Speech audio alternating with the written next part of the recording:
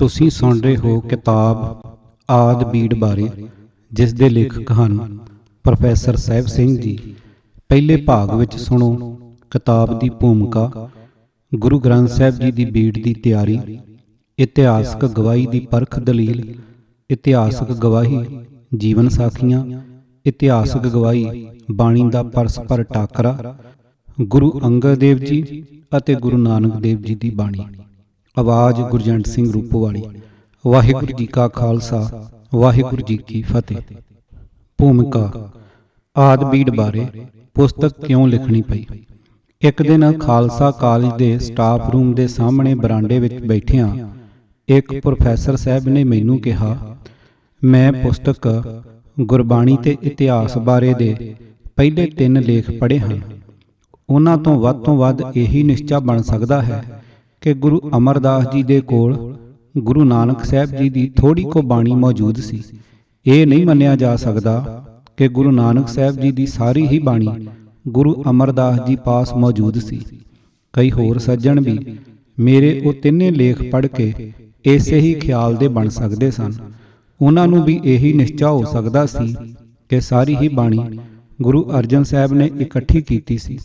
ਸੋ ਇਸ ਗੁੰਝਲ ਨੂੰ ਹੱਲ ਕਰਨ ਵਾਸਤੇ ਮੈਂ ਸੰਨ 1949 ਵਿੱਚ ਗੁਰੂ ਨਾਨਕ ਸਾਹਿਬ ਜੀ ਦੀ ਅਤੇ ਗੁਰੂ ਅਮਰਦਾਸ ਜੀ ਦੀ ਸਾਰੀ ਹੀ ਬਾਣੀ ਦਾ ਟਾਕਰਾ ਕਰਕੇ ਇਹ ਕਿਤਾਬ ਆਦਿ ਬੀੜ ਬਾਰੇ ਲਿਖੀ। ਇਸ ਵਿੱਚ ਕਈ ਹੋਰ ਵਿਚਾਰਾਂ ਵੀ। ਪੁਰਾਣੇ ਇਤਿਹਾਸਕਾਰ ਜਿੱਥੇ ਇਹ ਖਿਆਲ ਦੇ ਰਹੇ ਸਨ ਕਿ ਸ੍ਰੀ ਗੁਰੂ ਗ੍ਰੰਥ ਸਾਹਿਬ ਜੀ ਦੀ ਸਾਰੀ ਬਾਣੀ ਗੁਰੂ ਅਰਜਨ ਸਾਹਿਬ ਨੇ ਹੀ ਇਕੱਠੀ ਕੀਤੀ ਸੀ, ਉੱਥੇ ਇਹ ਵੀ ਲਿਖ ਰਹੇ ਸਨ ਕਿ ਆਦਿ ਬੀੜ ਦਾ ਪਹਿਲਾ ਉਤਾਰਾ ਭਾਈ ਬੰਨੋ ਨੇ 12 ਲਖਾਰੀ ਲਾ ਕੇ ਆਪਣੇ ਪਿੰਡ ਮਾਂਗੜ ਦੇ ਰਸਤੇ ਵਿੱਚ ਤਦੋਂ ਕਰਵਾਇਆ ਜਦੋਂ ਗੁਰੂ ਅਰਜਨ ਸਾਹਿਬ ਨੇ ਉਸ ਨੂੰ ਆਦਿ ਬੀੜ ਦੀ ਜਿਲਦ ਬਣਾਉਣ ਲਈ ਲਾਹੌਰ ਭੇਜਿਆ ਸੀ ਤੇ ਸਤਿਗੁਰੂ ਜੀ ਦੀ ਆਗਿਆ ਲੈ ਕੇ ਭਾਈ ਬੰਨੋ ਬੀੜ ਆਪਣੇ ਪਿੰਡ ਲੈ ਗਿਆ ਸੀ।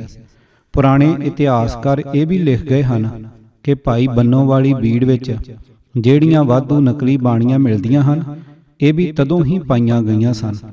ਪਰ ਖੋਜ ਦੀ ਕਸਵੱਟੀ ਤੇ ਇਹ ਖਿਆਲ ਪੂਰਾ ਨਹੀਂ ਉਤਰਦਾ। ਇਸ ਉੱਤੇ ਵੀ ਖੁੱਲ੍ਹੀ ਵਿਚਾਰ ਲਿਖਣ ਦੀ ਲੋੜ ਪੈ ਗਈ ਹੈ। ਵਾਧੂ ਨਕਲੀ ਬਾਣੀਆਂ ਬਾਰੇ ਵੀ ਪੜਤਾਲ ਕਰਨੀ ਜ਼ਰੂਰੀ ਹੋ ਗਈ। ਇਸੇ ਸਿਲਸਿਲੇ ਵਿੱਚ ਹੀ ਭਾਈ ਬਾਲੇ ਵਾਲੀ ਜਨਮ ਸਾਖੀ ਅਤੇ ਪੁਰਾਤਨ ਜਨਮ ਸਾਖੀ ਉੱਤੇ ਵਿਚਾਰ ਕਰਨੀ ਪੈ ਗਈ। ਪਾਠਕਾਂ ਪਾਸੋਂ ਖਿਮਾ। ਮੈਂ ਆਪਣੇ ਪਾਠਕਾਂ ਪਾਸੋਂ ਖਿਮਾ ਮੰਗਦਾ ਹਾਂ ਕਿ ਇਸ ਤਰ੍ਹਾਂ ਪੁਸਤਕ ਦਾ ਆਕਾਰ ਬਹੁਤ ਵੱਧ ਗਿਆ ਹੈ, ਪਰ ਇਸ ਸਾਰੀ ਵਿਚਾਰ ਨੂੰ ਅਧੂਰੀ ਰੱਖਿਆਂ ਵੀ ਦੂਸ਼ਣ ਆਉਂਦਾ ਸੀ। ਖੋਜੀ ਪਾਠਕ ਦੀ ਤਸੱਲੀ ਹਰੇਕ ਪਹਿਲੂ ਤੋਂ ਹੋਣੀ ਚਾਹੀਦੀ ਹੈ। ਛਪਾਈ ਵਿੱਚ ਲੰਬੀ ਢਿੱਲ।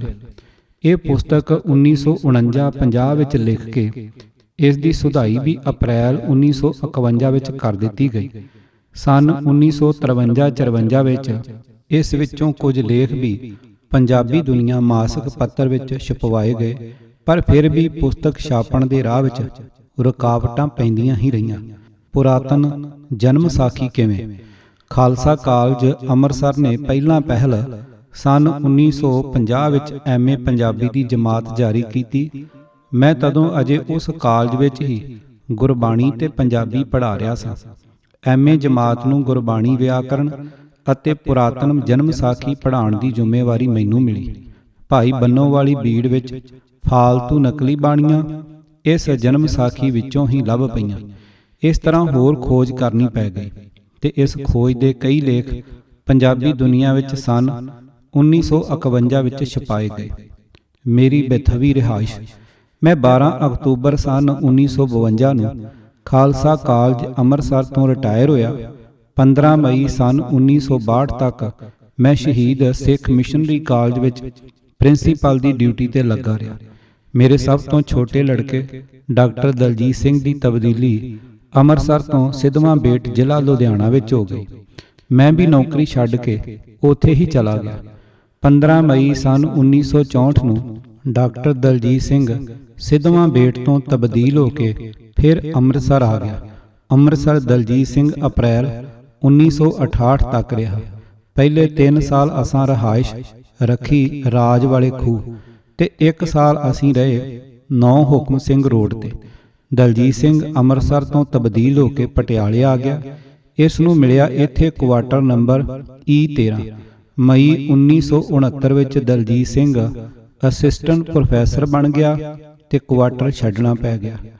ਹੁਣ ਹਾਂ ਅਸੀਂ 494 ਅਜੀਤ ਨਗਰ, ਨਵੇਂ ਪਟਿਆਲੇ ਵਿੱਚ।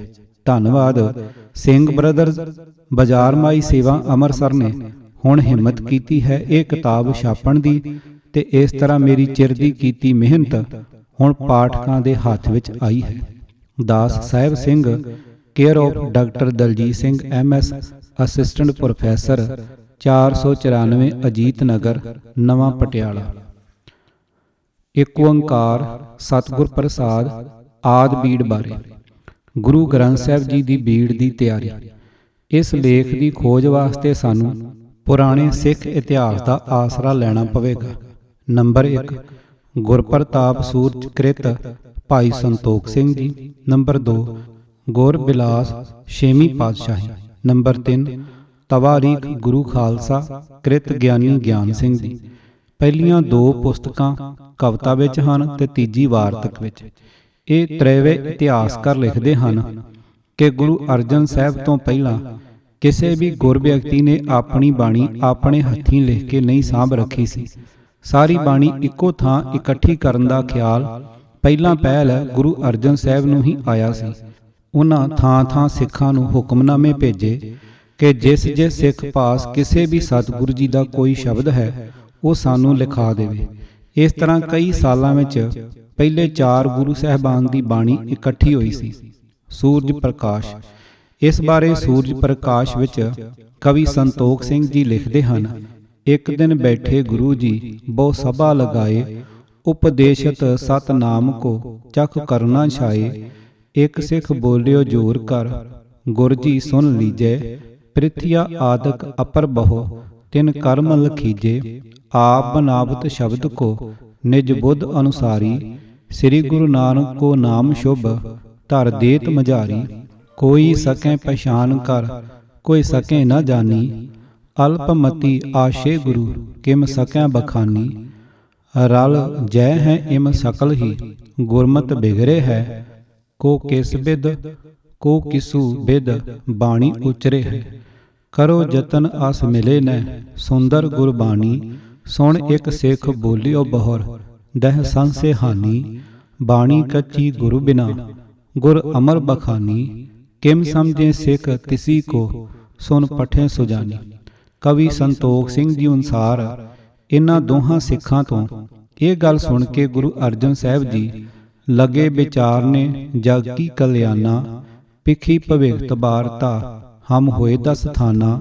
ਪਾਛੇ ਸਿੱਖੀ ਕਿਮ ਰਹੇ ਕਿ ਟਿਕੈ ਮਾਥਾ। ਸ਼ਬਦ ਨਰਾਲੇ ਕਿਮ ਰਹੇ ਮਿਲੇ ਨਾ ਕਹਿ ਸਾਥਾ। ਏਮ ਵਿਚਾਰ ਬੋਲੇ ਗੁਰੂ ਤਟ ਨਦੀ ਬਿਪਾਸਾ। ਨਗਰੀ ਗੋਇੰਦਵਾਲ ਹੈ ਸ੍ਰੀ ਸਤਿਗੁਰ ਬਾਸਾ। ਤਿਸ ਮੈਂ ਮੋਹਨ ਅਬ ਬਸੈ ਬੜ ਮਸਤ ਸੁਭਾਉ। ਬਾਣੀ ਚਹੁ ਪਾਤਸ਼ਾਹ ਕੀ ਕੀਨਸ ਇਕ ਥਾਉ। ਬੜੋ ਪੁੱਤਰ ਗੁਰ ਅਮਰ ਕੋ ਕਿਸ ਕਾਣ ਨ ਠਾਨੈ। ਸ਼ਕਲ ਸ਼ਬਦ ਤਿਸ ਪਾਸ ਤੇ ਕੋ ਕਿਸ ਬਿਦ ਆਨੈ। ਕੋ ਉਪਾ ਕਰ ਪਾਏ ਹਮ ਸਗਰੀ ਗੁਰਬਾਣੀ। ਬੀੜ ਕਰੇ ਪੁਨ ਏਕ ਥਲ ਹਿਤ ਜਗ ਕਲਿਆਣੀ। ਬਾਬਾ ਮੋਹਨ ਜੀ ਤੋਂ ਗੁਰਬਾਣੀ ਦੀਆਂ ਉਹ ਸੰਚੀਆਂ ਲੈਣ ਵਾਸਤੇ ਪਹਿਲਾਂ ਭਾਈ ਗੁਰਦਾਸ ਜੀ ਗਏ, ਫਿਰ ਬਾਬਾ ਬੁੱਢਾ ਜੀ ਗਏ, ਪਰ ਕਿਸੇ ਨੂੰ ਵੀ ਸਫਲਤਾ ਨਾ ਹੋਈ, ਕਿਉਂਕਿ ਬਾਬਾ ਮੋਹਨ ਜੀ ਆਪਣੇ ਚੁਬਾਰੇ ਵਿੱਚ ਪਦਮ ਆਸਣ ਲਾ ਕੇ ਸਮਾਧੀ ਵਿੱਚ ਬੈਠੇ ਹੋਏ ਸਨ। ਬਾਬਾ ਬੁੱਢਾ ਜੀ ਤਾਂ ਚੁਬਾਰੇ ਦੇ ਬੂਹੇ ਦੀ ਚੂਥੀ ਪੁੱਟ ਕੇ ਵੀ ਅੰਦਰ ਜਾ ਵੜੇ ਸਨ। ਸ੍ਰੀ ਮੋਹਨ ਬੈਠੇ ਜਹਾਂ ਪਦਮਾਸਨ ਧਾਰੀ। ਲਗੀ ਸਮਾਧ ਅਖੰਡ ਰਸ ਨੈ ਦੇਹ ਸੰਭਾਰੀ। ਕਾਸ਼ਟ ਕੇਰ ਸਮਾਨ ਦ੍ਰਿੜ ਰਿਜ ਹਵੈ ਕਰ ਬੈਸਾ। ਅਦਲ ਅੰਗ ਸਗਲੇ ਕਰੇ ਥਿਤ ਕਾਸ਼ਟ ਜੈਸਾ। ਬਾਬਾ ਬੁੱਢਾ ਜੀ ਦੇ ਚੂਥੀ ਪੁੱਟ ਕੇ ਚੁਬਾਰੇ ਅੰਦਰ ਜਾਣ ਦੀ ਖਬਰ ਕਿਸੇ ਗਵਾਂਢੀ ਨੇ ਬਾਬਾ ਮੋਹਰੀ ਜੀ ਨੂੰ ਜਾ ਦਿੱਤੀ। ਉਹ ਦੌੜਦੇ ਆਏ ਤੇ ਆ ਕੇ ਬਾਬਾ ਬੁੱਢਾ ਜੀ ਨੂੰ ਇਉਂ ਆਖਿਆ ਨੇ, ਕਿਉਂ ਸ਼ੇਰਤ ਹੋ ਇਨੂ ਕੋ ਨਿਤ ਮਸਤ ਸੁਭਾਉ। ਬਡ ਲਗ ਨਹਿ ਵਿਚਾਰ ਤੋ ਨਹਿ ਦੇਖੇ ਕਾਉ। ਸਰਾਪ ਆਦ ਨਿਸ਼ਠਰ ਭਨੈ ਹੀਰ ਤਰਸ ਧਾਰੈ। ਕਰਨਾ ਸਪਰਸੋਂ ਅੰਗ ਇਨ ਨਹਿ ਨੈਣ ਉਗਾਰੈ। ਨਿਜ ਸੁਭਾਉ ਮੈਂ ਮਸਤ ਰਹਿ ਕਿਹ ਸੰਗ ਨ ਬੋਲੈ, ਬੈਠਿਓ ਅੰਤਰ ਇਮ ਰਹਿ। ਕਬ ਕਬ ਦਰ ਖੋਲੈ, ਜੁਗ ਹਾਥਨ ਭੋਜਨ ਕਰੈ। ਜਬ ਤਜੇ ਸਮਾਧਾ, ਨਾਹੀਂ ਤਾਂ ਬੈਠੇ ਇਸੀ ਬਿਦ, ਅਨਗਾਧ ਅਗਾਧਾ। ਜਦੋਂ ਪਹਿਲਾਂ ਭਾਈ ਗੁਰਦਾਸ ਜੀ ਤੇ ਫਿਰ ਬਾਬਾ ਬੁੱਢਾ ਜੀ ਗੋਇੰਦਵਾਲ ਤੋਂ ਖਾਲੀ ਹੱਥ ਵਾਪਸ ਆਏ ਤਾਂ ਗੁਰੂ ਅਰਜਨ ਸਾਹਿਬ ਜੀ ਸੰਚੀਆਂ ਲਿਆਉਣ ਵਾਸਤੇ ਕੁਝ ਸਿੱਖਾਂ ਸਮੇਤ ਆਪ ਜਾਣ ਲਈ ਤਿਆਰ ਹੋਏ। ਕਵੀ ਸੰਤੋਖ ਸਿੰਘ ਜੀ ਲਿਖਦੇ ਹਨ, ਸਨੇ ਸਨੇ ਚਾਲਾਏ ਸੋ ਗੋਇੰਦਵਾਲ ਕੋ, ਜਹਾਂ ਬਿਪਾਸਾ ਨਦੀ ਪ੍ਰਵਾਹ ਵਿਸਾਲ ਕੋ। ਬਾਪੀ ਮਜਨ ਕੀਨ ਧਿਆਨ ਸਤਿਗੁਰ ਧਰੇ, ਹੋਤ ਸਿਨ ਸ੍ਰੀ ਗੁਰੂ ਅਮਰ ਆਨ ਆਗੇ ਖਰੈ। ਗੁਰੂ ਅਰਜਨ ਸਾਹਿਬ ਨੇ ਬੌਲੀ ਸਾਹਿਬ ਵਿੱਚ ਇਸ਼ਨਾਨ ਕੀਤਾ ਤਾਂ ਗੁਰੂ ਅਮਰਦਾਸ ਜੀ ਨੇ ਉਹਨਾਂ ਨੂੰ ਦਰਸ਼ਨ ਦਿੱਤਾ ਤੇ ਆਖਿਆ ਕਿ ਬਾਬਾ ਮੋਹਨ ਜੀ ਦੀ ਤੁਸਾਂ ਸਿਫਤ ਕਰਨੀ। ਉਹ ਭਾਵੇਂ ਕਿਤਨਾ ਹੀ ਕਠੋਰ ਬੋਲ ਬੋਲਣ, ਤੁਸਾਂ ਅਣਸੁਣੇ ਕਰ ਦੇਣੇ। ਉਹ ਆਪ ਪਛਤਾ ਕੇ ਢਲ ਜਾਣਗੇ ਤੇ ਪੋਥੀਆਂ ਦੇ ਦੇਣਗੇ। ਕਵੀ ਸੰਤੋਖ ਸਿੰਘ ਜੀ ਲਿਖਦੇ ਹਨ ਕਿ ਗੁਰੂ ਅਮਰਦਾਸ ਜੀ ਨੇ ਪ੍ਰਗਟ ਹੋ ਕੇ ਸਿਰ ਪਰ ਧਰ ਕਰ ਹਾਥ, ਹਰਖ ਉਰ ਧਾਰ ਕੈ। ਸ੍ਰੀ ਗੁਰੂ ਅਰਜਨ ਕੋ ਭਣਿਓ, ਕਾਲ ਲਿਹੋ ਸਾਰ ਕੈ। ਕੀਰਤ ਮੋਹਨ ਕਰੋ ਪੋਥੀਆਂ ਲੀਜੀਐ, ਹੋ ਸ੍ਰੇਸ਼ਟ ਉਦਮ ਅਹੈ ਬੀੜ ਸਭ ਕੀਜੀਐ। ਰਹੋ ਨਿਮਰਤਾ ਸੰਗ, ਜੇ ਮੋਹਨ ਕਛ ਕਹੈ। ਸਹਿ ਕਰ ਬਾਕ ਕਠੋਰ, ਲਿਹੋ ਜੋ ਚਿਤ ਚਹੈ। ਕਹਿ ਨਿਸ਼ਠੁਰ ਪਛਤਾਏ, ਨਮਰ ਹੋਏ ਜਾਏ ਹੈ। ਹੋ ਮਾਨੇ ਤੁਮਰੋ ਕਹਿਓ, ਨਾ ਬਹੁਰ ਹਟਾਏ ਹੈ। ਇਹ ਸਿੱਖਿਆ ਦੇ ਕੇ ਗੁਰੂ ਅਮਰਦਾਸ ਜੀ ਅੰਤਰ ਧਿਆਨ ਹੋ ਗਏ। ਗੁਰੂ ਅਰਜਨ ਸਾਹਿਬ ਉਸ ਗਲੀ ਵਿੱਚ ਆਏ ਜਿੱਥੇ ਬਾਬਾ ਮੋਹਨ ਜੀ ਚੁਬਾਰੇ ਵਿੱਚ ਟਿਕੇ ਹੋਏ ਸਨ। ਗਲੀ ਵਿੱਚ ਭੁੰਜੇ ਹੀ ਸਤਿਗੁਰੂ ਜੀ ਬੈਠ ਗਏ ਤੇ ਹੱਥ ਵਿੱਚ ਤੰਬੂਰਾ ਲੈ ਕੇ ਬਾਬਾ ਮੋਹਨ ਜੀ ਦੀ ਸਿਫਤ ਵਿੱਚ ਇੱਕ ਸ਼ਬਦ ਗਾਉਣਾ ਸ਼ੁਰੂ ਕੀਤਾ। ਉਹ ਸ਼ਬਦ ਗੁਰੂ ਗ੍ਰੰਥ ਸਾਹਿਬ ਦੇ ਗੌੜੀ ਰਾਗ ਵਿੱਚ ਦਰਜ ਹੈ। ਕਵੀ ਸੰਤੋਖ ਸਿੰਘ ਜੀ ਲਿਖਦੇ ਹਨ, ਗੁਰਸੁਤ ਮੋਹਨ ਜਹਾਂ ਤਿਸ ਨੀਚੇ ਜੋਗਰੀ, ਜਾਏ ਤਿਹ ਨਾਲ ਹੈ। ਭੂਤਲ ਬੈਠੇ ਆਪ, ਸਿੱਖ ਤਬ ਦੇਖ ਕੈ। ਹੋ ਦੌਰੇ ਆਸਨ ਲੇਨ, ਬਿਸਮ ਬਸ਼ੇਖ ਕੈ। ਸਫੇ ਗਲੀਚੇ ਆਦ, ਜੋ ਲਗਾਏ ਬਿਛਾਵਨੇ। ਮਿਰਦੁਲ ਬਾਗ ਕਹਿ ਸਭਨ, ਕਹੇ ਸੋ ਹਟਾਵਨੇ। ਤੰਬੂਰ ਸੁਰ ਠਾਨ, ਲਗੇ ਪੁਨ ਗਾਵਨੇ। ਹੋ ਗੌੜੀ ਰਾਗ ਆਲਾਪ, ਮਧੁਰ ਸੁਰ ਭਾਵਨੇ। ਕਵੀ ਜੀ ਲਿਖਦੇ ਹਨ ਕਿ ਨਾਲੋਂ ਨਾਲ ਸ਼ਬਦ ਬਣਾਉਂਦੇ ਗਏ ਤੇ ਨਾਲ ਨਾਲ ਉਸ ਨੂੰ ਗੌੜੀ ਰਾਗ ਵਿੱਚ ਗਾਉਂਦੇ ਗਏ। ਉਹ ਸ਼ਬਦ ਇਉਂ ਹੈ, ਗੌੜੀ ਮਹੱਲਾ ਪੰਜਵਾਂ ਛੰਤ। ਮੋਹਣ ਤੇਰੇ ਉੱਚੇ ਮੰਦਰ ਮਹਿਲ ਅਪਾਰਾ। ਮੋਹਣ ਤੇਰੇ ਸੋਹਣ ਦੁਆਰ ਦਿਓ ਸੰਤ ਧਰਮਸ਼ਾਲਾ। ਧਰਮਸ਼ਾਲ ਅਪਾਰ ਦਿਆਰ, ਠਾਕੁਰ ਸਦਾ ਕੀਰਤਨ ਗਾਵਹਿ। ਜਹ ਸਾਧ ਸੰਤ ਇਕੱਤਰ ਹੋਵੇ, ਤਹਾਂ ਤੁਝੇ ਧਿਆਵਹਿ। ਕਰ ਦਇਆ ਮਾਇਆ ਦਿਆਲ ਸੁਆਮੀ, ਹੋ ਦੀਨ ਕਿਰਪਾਰਾ। ਬਿਨਵੰਤ ਨਾਨਕ ਦਰਸ਼ ਪਿਆਸੇ, ਮਿਲ ਦਰਸ਼ਨ ਸੁਖ ਸਾਰਾ। ਕਵੀ ਜੀ ਅਗਾਂਹ ਲਿਖਦੇ ਹਨ ਕਿ ਸ਼ੰਤ ਦਾ ਇਹ ਪਹਿਲਾ ਹਿੱਸਾ ਸੁਣ ਕੇ ਬਾਬਾ ਮੋਹਨ ਜੀ ਨੇ ਅੱਗੋਂ ਗੁਰੂ ਅਰਜਨ ਸਾਹਿਬ ਜੀ ਨੂੰ ਬੜੇ ਖਰਵੇ ਬੋਲ ਬੋਲਣੇ ਸ਼ੁਰੂ ਕੀਤੇ ਤਾਂ ਸਤਿਗੁਰੂ ਜੀ ਨੇ ਸ਼ੰਤ ਦਾ ਦੂਜਾ ਹਿੱਸਾ ਇਉਂ ਗਾਵਿਆ। ਮੋਹਨ ਤੇਰੇ ਬਚਨ ਅਨੂਪ, ਚਾਲ ਨਿਰਾਲੀ। ਮੋਹਨ ਤੂੰ ਮਾਨੇ ਏਕ ਜੀ, ਅਬਰ ਸਭ ਰਾਲੀ। ਮਾਨੇ ਤਾਂ ਏਕ ਅਲੇਖ ਠਾਕੁਰ, ਜਿਨੇ ਸਭ ਕਲ ਧਾਰਿਆ। ਤੁਧ ਬਚਨ ਗੁਰ ਕੈ ਵਸ ਕੀਆ, ਆਦ ਪੁਰਖ ਬਨਵਾਰੀਆ। ਤੂੰ ਆਪ ਚੱਲਿਆ ਆਪ ਰਹਿਆ, ਆਪ ਸਭ ਕਲ ਧਾਰਿਆ। ਬਿਨਵੰਤ ਨਾਨਕ ਪੈਜ ਰਾਖੋ, ਸਭ ਸੇਵਕ ਸ਼ਰਨ ਤੁਮਾਰੀਆ। ਕਵੀ ਜੀ ਦੇ ਅਨੁਸਾਰ ਬਾਬਾ ਮੋਹਨ ਜੀ ਇਹ ਸੁਣ ਕੇ ਖੁਸ਼ ਹੋ ਗਏ ਤੇ ਚੁਬਾਰੇ ਤੋਂ ਹੇਠਾਂ ਗੁਰੂ ਅਰਜਨ ਸਾਹਿਬ ਦੇ ਕੋਲ ਆ ਗਏ। ਤਾਂ ਫਿਰ ਸਤਿਗੁਰੂ ਜੀ ਨੇ ਸ਼ੰਤ ਦੀ ਤੀਜੀ ਪੌੜੀ ਇਉਂ ਗਾਵੀ। ਮੋਹਨ ਤੁਧ ਸਤ ਸੰਗਤ ਧਿਆਵੈ, ਦਰਸ਼ ਧਿਆਨਾ। ਮੋਹਨ ਜਮ ਨੇੜ ਨਾ ਆਵੈ, ਤੁਧ ਜਪੇ ਨਿਦਾਨਾ। ਜਮਕਾਲ ਤਿਨ ਕੋ ਲਗੇ ਨਾਹੀ, ਜੋ ਇੱਕ ਮਨ ਧਿਆਵਹਿ। ਮਨ ਬਚਨ ਕਰਮ ਜੇ ਤੁਧ ਆਰਾਧੇ, ਸੇ ਸਭੇ ਫਲ ਪਾਵਹਿ। ਮਲ ਮੂਤ ਮੂੜ ਜੇ ਮੁਗਧ ਹੋਤੇ, ਸੇ ਦੇਖ ਦਰਸ਼ ਸੁਗਿਆਨਾ। ਬਿਨਵੰਤ ਨਾਨਕ ਰਾਜ ਨਿਹਚਲ, ਪੂਰਨ ਪੁਰਖ ਭਗਵਾਨਾ। ਬਾਬਾ ਮੋਹਨ ਜੀ ਨੇ ਦੋਵੇਂ ਪੋਥੀਆਂ ਸਤਿਗੁਰੂ ਜੀ ਦੇ ਹਵਾਲੇ ਕਰ ਦਿੱਤੀਆਂ ਤੇ ਭੁੱਲ ਦੀ ਖਿਮਾ ਮੰਗੀ। ਸਤਿਗੁਰੂ ਜੀ ਨੇ ਸ਼ੰਤ ਦਾ ਸਮਾਪਤੀ ਦਾ ਬੰਦ ਇਉਂ ਗਾਵਿਆ। ਮੋਹਨ ਤੂੰ ਸੋ ਫਲ ਫਲਿਆ ਸਣ ਪਰਵਾਰੇ। ਮੋਹਨ ਪੁੱਤਰ ਮੀਤ ਭਾਈ ਕੁਟੰਬ ਸਭ ਨਿਸਤਾਰੇ। ਤਾਰਿਆ ਜਹਾਨ ਲਹਿਆ ਅਬਮਾਨ ਜਿਨੀ ਦਰਸ਼ਨ ਪਾਇਆ। ਜਿਨੀ ਤੁਧ ਨੂੰ ਧਨ ਕਹਿਆ ਤੈਨ ਜਮ ਨੀੜ ਨ ਆਇਆ। ਬੇਅੰਤ ਗੁਣ ਤੇਰੇ ਕਥੇ ਨ ਜਾਹੀ ਸਤਿਗੁਰ ਪੁਰਖ ਮੁਰਾਰੇ। ਬਿਨਵੰਤ ਨਾਨਕ ਟੇਕ ਰਾਖੀ ਜਿਤ ਲਗ ਤਰਿਆ ਸੰਸਾਰੇ। ਗੁਰ ਬਿਲਾਸ ਪਾਤਸ਼ਾਹੀ ਛੇਵੀਂ ਦੀ ਗਵਾਹੀ। ਇਸ ਉੱਪਰ ਲਿਖੇ ਪ੍ਰਸੰਗ ਅਤੇ ਗੁਰ ਬਿਲਾਸ ਛੇਵੀਂ ਪਾਤਸ਼ਾਹੀ ਦੇ ਲਿਖੇ ਪ੍ਰਸੰਗ ਵਿੱਚ ਥੋੜਾ ਕੁ ਹੀ ਫਰਕ ਹੈ। ਕਵੀ ਸੰਤੋਖ ਸਿੰਘ ਜੀ ਨੇ ਲਿਖਿਆ ਹੈ ਕਿ ਜਦੋਂ ਇੱਕ ਸਿੱਖ ਨੇ ਆ ਕੇ ਨਕਲੀ ਬਾਣੀ ਤੋਂ ਲੱਗਦੇ ਟਪਲਿਆਂ ਦਾ ਜ਼ਿਕਰ ਕੀਤਾ, ਤਦੋਂ ਗੁਰੂ ਅਰਜਨ ਸਾਹਿਬ ਨੂੰ ਇਹ ਖਿਆਲ ਆਇਆ ਕਿ ਸਾਰੇ ਗੁਰ ਵਿਅਕਤੀਆਂ ਦੀ ਬਾਣੀ ਨੂੰ ਮਿਲਾਵਟ ਤੋਂ ਬਚਾਉਣ ਲਈ ਇੱਕ ਵੱਖਰੀ ਬੀੜ ਵਿੱਚ ਇਕੱਠਾ ਕਰਨਾ ਚਾਹੀਦਾ ਹੈ। ਗੁਰਬਿਲਾਸ ਲਿਖਦਾ ਹੈ ਕਿ ਇੱਕ ਦਿਨ ਸਤਿਗੁਰ ਜੀ ਸਾਰੇ ਗੁਰਮਹਿਲਾਂ ਦੀ ਬਾਣੀ ਨੂੰ ਇੱਕ ਥਾਂ ਇਕੱਠੀ ਕਰਨ ਦਾ ਵਿਚਾਰ ਕਰ ਰਹੇ ਸਨ ਕਿ ਇੱਕ ਸਿੱਖ ਨੇ ਆ ਕੇ ਨਕਲੀ ਬਾਣੀ ਤੋਂ ਲੱਗ ਰਹੇ ਟਪਲਿਆਂ ਦਾ ਜ਼ਿਕਰ ਕੀਤਾ। ਫਿਰ ਤਾਂ ਸਤਿਗੁਰ ਜੀ ਦਾ ਬੀੜ ਬਣਾਉਣ ਬਾਰੇ ਖਿਆਲ ਪੱਕਾ ਹੋ ਗਿਆ। ਭਾਈ ਗੁਰਦਾਸ ਜੀ ਨੂੰ ਸੱਦਿਆ ਤੇ ਬਚਨ ਕੀਤਾ। ਤੀਰ ਬਿਪਾਸਾ ਕੇ ਨਗਰ ਗੋਇੰਦਵਾਲ ਸੋ ਨਾਮ। ਗੁਰ ਅਮਰਦਾਸ ਕੇ ਪੁੱਤਰ ਤੋਹਿ ਮੋਹਨ ਮੋਹਰੀ ਨਾਮ। ਮੋਹਨ ਮੋਹਰੀ ਨਾਮ ਸੋ ਮੋਹਨ ਬਸੈ ਚੁਬਾਰੈ। ਚਾਰ ਗੁਰੂ ਜੋ ਆਦ ਪੋਥੀਆਂ ਤਿਹ ਨਿਕਟਾਰੇ। ਕੋ ਜਤਨ ਕਰ ਸੋਏ ਪੋਥੀਆਂ ਲਿਆਏ ਹੈ। ਗੁਰਬਿਲਾਸ ਦੇ ਕਰਤਾ ਜੀ ਲਿਖਦੇ ਹਨ ਕਿ ਸਤਿਗੁਰੂ ਜੀ ਦਾ ਇਹ ਵਾਕ ਸੁਣ ਕੇ ਕਹਿਓ ਭਾਈ ਗੁਰਦਾਸ ਹਮੇ ਪ੍ਰਭ ਜਾਏ ਹੈ। ਇਸ ਤੋਂ ਅੱਗਾ ਸਾਰਾ ਪ੍ਰਸੰਗ ਕਵੀ ਸੰਤੋਖ ਸਿੰਘ ਜੀ ਦੇ ਪ੍ਰਸੰਗ ਵਰਗਾ ਹੀ ਹੈ ਕਿ ਭਾਈ ਗੁਰਦਾਸ ਜੀ ਫਿਰ ਬਾਬਾ ਬੁੱਢਾ ਜੀ ਖਾਲੀ ਹੱਥ ਮੋੜ ਆਏ। ਗੁਰੂ ਅਰਜਨ ਸਾਹਿਬ ਆਪ ਗਏ।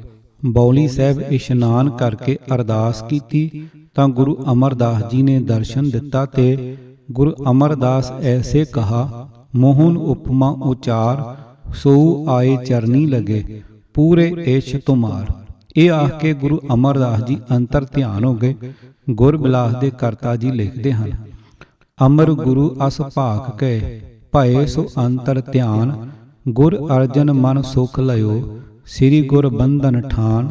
ਸ੍ਰੀ ਗੁਰ ਬੰਧਨ ਠਾਨ ਮੋਹਨ ਕੈ ਚਲੇ ਚੁਬਾਰੇ। ਜਾਏ ਤਹਾਂ ਨਿਕਟਾਰ ਗਲੀ ਮਦ ਭੂਮ ਬਿਠਾਰੈ। ਕੌਤਕ ਤਹਾਂ ਨਿਹਾਰ ਸੇਖਵੋ ਬਸਤਰ ਲਿਆਏ। ਕਲੀਚੇ ਦਰੀ ਅਪਾਰ ਸ੍ਰੀ ਗੁਰ ਸਭੈ ਹਟਾਏ। ਤੰਬੂਰਾ ਹੱਥ ਵਿੱਚ ਲੈ ਕੇ ਸਤਿਗੁਰੂ ਜੀ ਨੇ ਬਾਬਾ ਮੋਹਨ ਜੀ ਦੀ ਵਡਿਆਈ ਵਿੱਚ ਸ਼ੰਤ ਗਾਵਿਆ ਜੋ ਉੱਪਰ ਦਿੱਤਾ ਜਾ ਚੁੱਕਾ ਹੈ। ਬਾਬਾ ਜੀ ਨੇ ਦੋਵੇਂ ਪੋਥੀਆਂ ਸਤਿਗੁਰੂ ਜੀ ਨੂੰ ਦੇ ਦਿੱਤੀਆਂ।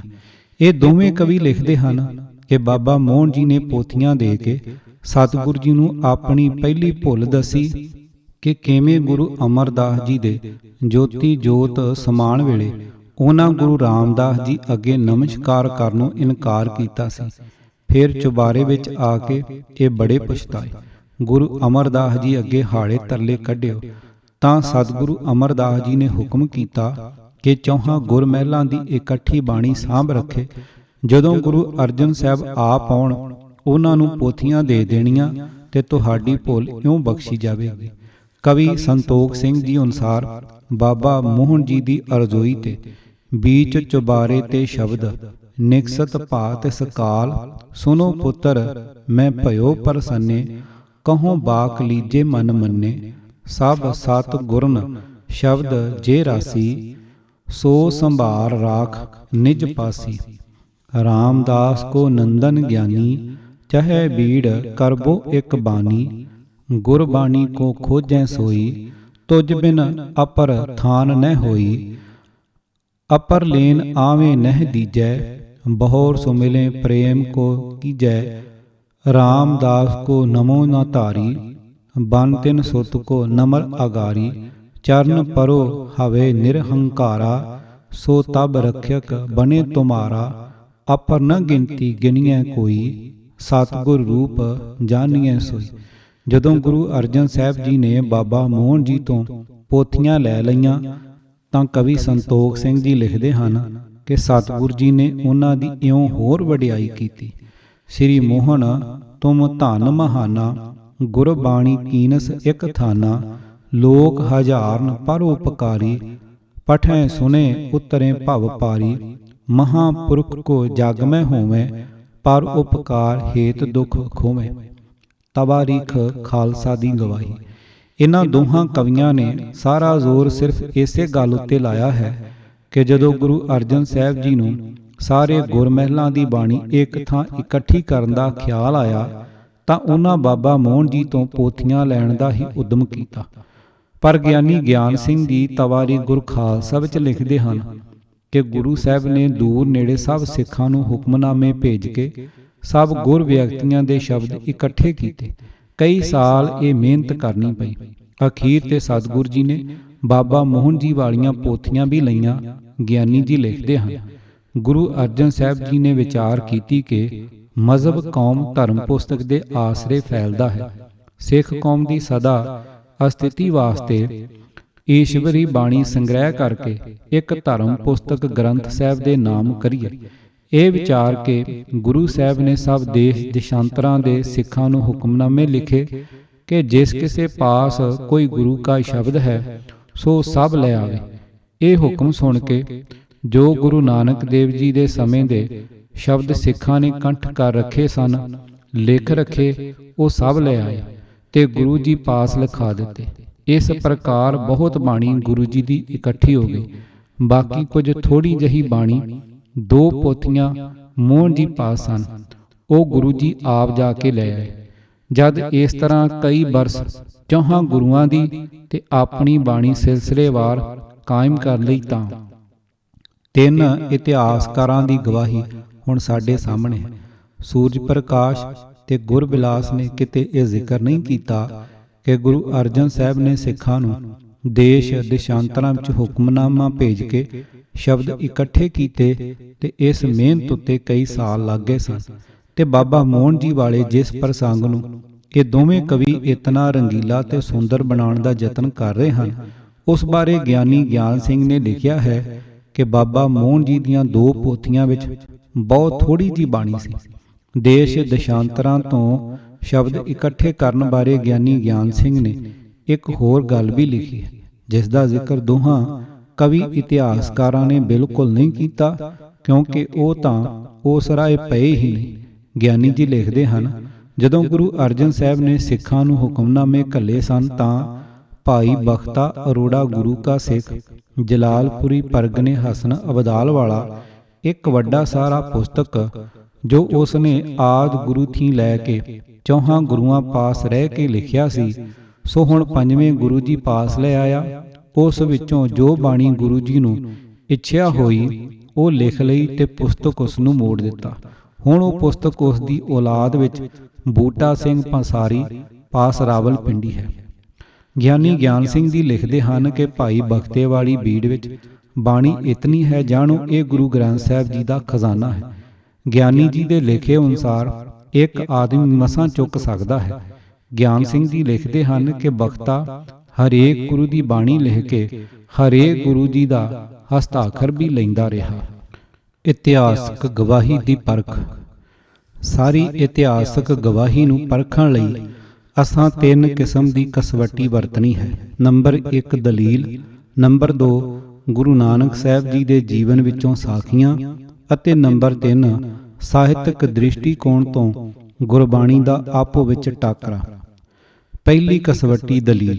ਸਭ ਤੋਂ ਪਹਿਲਾਂ ਦਲੀਲ ਦੀ ਕਸਵੱਟੀ ਵਰਤ ਕੇ ਵੇਖੀਏ। ਨੰਬਰ 1 ਦੋਹਾਂ ਕਵੀ ਇਤਿਹਾਸਕਾਰਾਂ ਦਾ ਪ੍ਰਸੰਗ ਉੱਕਾ ਹੀ ਅਧੂਰਾ ਹੈ। ਉਹਨਾਂ ਦਾ ਸਾਰਾ ਜ਼ੋਰ ਬਾਬਾ ਮੋਹਨ ਜੀ ਦੀਆਂ 2 ਪੋਥੀਆਂ ਲਿਆਉਣ ਤੇ ਹੀ ਲੱਗ ਗਿਆ ਹੈ, ਪਰ ਉਹਨਾਂ ਪੋਥੀਆਂ ਵਿੱਚ ਬਾਣੀ ਬਹੁਤ ਹੀ ਥੋੜੀ ਹੈ। ਇਹ ਗੱਲ ਤੀਜੇ ਇਤਿਹਾਸਕਾਰ ਨੇ ਲਿਖੀ ਹੈ। ਤਾਂ ਫਿਰ ਸਿਰਫ ਇਹਨਾਂ 2 ਪੋਥੀਆਂ ਦੇ ਆਸਰੇ ਇਹਨਾਂ ਤੋਂ ਬਹੁਤ ਵੱਡੇ ਆਕਾਰ ਵਾਲੀ ਗੁਰੂ ਗ੍ਰੰਥ ਸਾਹਿਬ ਜੀ ਦੀ ਬੀੜ ਤਿਆਰ ਹੋ ਜਾਣੀ ਇੱਕ ਅਸੰਭਵ ਗੱਲ ਹੈ। ਇਹਨਾਂ 2 ਪੋਥੀਆਂ ਤੋਂ ਇਲਾਵਾ ਬਾਣੀ ਦਾ ਹੋਰ ਸੰਗ੍ਰਹਿ ਵੀ ਜ਼ਰੂਰੀ ਸੀ। ਸ਼ਾਇਦ ਇਹਨਾਂ ਇਤਿਹਾਸਕਾਰਾਂ ਦੀ ਇਸ ਘਾਟ ਨੂੰ ਪੂਰਾ ਕਰਨ ਲਈ ਹੀ ਗਿਆਨੀ ਗਿਆਨ ਸਿੰਘ ਨੇ ਲਿਖਿਆ ਹੈ ਕਿ ਗੁਰੂ ਅਰਜਨ ਸਾਹਿਬ ਨੇ ਦੇਸ਼ ਦੇਸ਼ਾਂਤਰਾਂ ਵਿੱਚ ਸਿੱਖਾਂ ਨੂੰ ਹੁਕਮਨਾਮੇ ਭੇਜ ਕੇ ਪਹਿਲੇ 4 ਗੁਰਮਹਿਲਾਂ ਦੀ ਬਾਣੀ ਇਕੱਠੀ ਕੀਤੀ। ਨੰਬਰ 2 ਪਰ ਦਲੀਲ ਦੀ ਕਸਵੱਟੀ ਉੱਤੇ ਗਿਆਨੀ ਜੀ ਦੀ ਇਹ ਮਨੌਤ ਪੂਰੀ ਨਹੀਂ ਉਤਰਦੀ।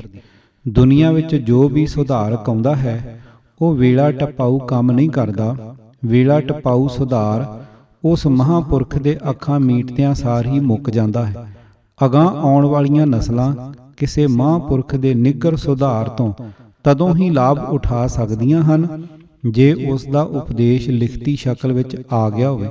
ਸਧਾਰਨ ਮਨੁੱਖ ਵੀ ਇਸ ਨਿਯਮ ਨੂੰ ਸਮਝਦਾ ਹੈ। ਭਾਈਚਾਰਕ ਜੀਵਨ ਵਿੱਚ ਸਦੀਆਂ ਤੋਂ ਪਏ ਆ ਰਹੇ ਵਿਗਾੜ 5-10 ਸਾਲਾਂ ਦੀ ਜ਼ਬਾਨੀ ਮਿਹਨਤ ਨਾਲ ਦੂਰ ਨਹੀਂ ਹੋ ਸਕਦੇ। ਇਸ ਵਾਸਤੇ ਸਤਿਗੁਰੂ ਨਾਨਕ ਸਾਹਿਬ ਜੀ ਨੇ ਕੁਝ ਸਮੇਂ ਤੱਕ ਗੁਰਿਆਈ ਵਾਲੀ ਮਰਜ਼ਾਦਾ ਜਾਰੀ ਰੱਖਣੀ ਜ਼ਰੂਰੀ ਸਮਝੀ ਸੀ। ਫਿਰ ਬਾਣੀ ਵਿੱਚ ਹੀ ਜ਼ਿਕਰ ਆਉਂਦਾ ਹੈ, ਪਰਥਾਏ ਸਾਕੀ ਮਹਾਂਪੁਰਖ ਬੋਲਦੇ ਸਾਂਝੀ ਸਗਲ ਜਹਾਨ। ਭਾਵ ਕਿਸੇ ਮਹਾਂਪੁਰਖ ਦਾ ਕਿਸੇ ਬੰਦੇ ਨੂੰ ਕੀਤਾ ਹੋਇਆ ਉਪਦੇਸ਼ ਸਦਾ ਲਈ ਸਾਰੇ ਜਹਾਨ ਵਾਸਤੇ ਹੋਇਆ ਕਰਦਾ ਹੈ, ਪਰ ਉਹ ਉਪਦੇਸ਼ ਸਾਰੇ ਜਹਾਨ ਲਈ ਸੰਭਵ ਤਦੋਂ ਹੀ ਹੋ ਸਕਦਾ ਹੈ ਜੇ ਉਸ ਦੇ ਸਾਰੇ ਜਹਾਨ ਵਿੱਚ ਵਰਤੇ ਜਾਣ ਦਾ ਪ੍ਰਬੰਧ ਵੀ ਕੀਤਾ ਗਿਆ ਹੋਵੇ। ਸੋ ਇਹ ਨਹੀਂ ਹੋ ਸਕਦਾ ਕਿ ਕਿਸੇ ਇੱਕ ਸ਼ਖਸ ਦੇ ਸੁਧਾਰ ਹਿੱਤ ਉਚਾਰਿਆ ਹੋਇਆ ਕੋਈ ਸ਼ਬਦ ਗੁਰੂ ਨਾਨਕ ਸਾਹਿਬ ਜੀ ਨੇ ਉੱਥੇ ਹੀ ਮੁਕਾ ਦਿੱਤਾ ਹੋਵੇ ਤੇ ਉਸ ਨੂੰ ਸਗਲ ਜਹਾਨ ਦੀ ਸਾਂਝ ਵਾਸਤੇ ਕਾਇਮ ਰੱਖਣ ਦਾ ਤਰੀਕਾ ਵਰਤਿਆ ਨਾ ਹੋਵੇ। ਗੁਰੂ ਨਾਨਕ ਪਾਤਸ਼ਾਹ ਜੀ ਦੇ ਸਮੇਂ ਕਾਗਜ਼ ਕਲਮ ਸਿਆਹੀ ਦੀ ਕੋਈ ਥੁੜ ਨਹੀਂ ਸੀ। ਆਪਣੇ ਸ਼ਬਦਾਂ ਨੂੰ ਲਿਖ ਕੇ ਆਪਣੇ ਪਾਸ ਰੱਖੀ ਜਾਣਾ ਹੀ ਇੱਕੋ ਇੱਕ ਤਰੀਕਾ ਸੀ ਜਿਸ ਨਾਲ ਉਹਨਾਂ ਦੀ ਬੋਲੀ ਹੋਈ ਸਾਖੀ ਸਾਂਝੀ ਸਗਲ ਜਹਾਨੇ ਹੋ ਸਕੇ। ਨੰਬਰ 3, ਕਿਸੇ ਸੁਧਾਰਕ ਮਹਾਂਪੁਰਖ ਨੂੰ ਆਪਣੇ ਕੰਮ ਤੇ ਜ਼ਿੰਮੇਵਾਰੀ ਦੀ ਮਹੱਤਤਾ ਦੀ ਜਿੰਨੀ ਆਪ ਸੂਝ ਹੁੰਦੀ ਹੈ ਉਤਨੀ ਕਿਸੇ ਹੋਰ ਬੰਦੇ ਨੂੰ ਨਹੀਂ।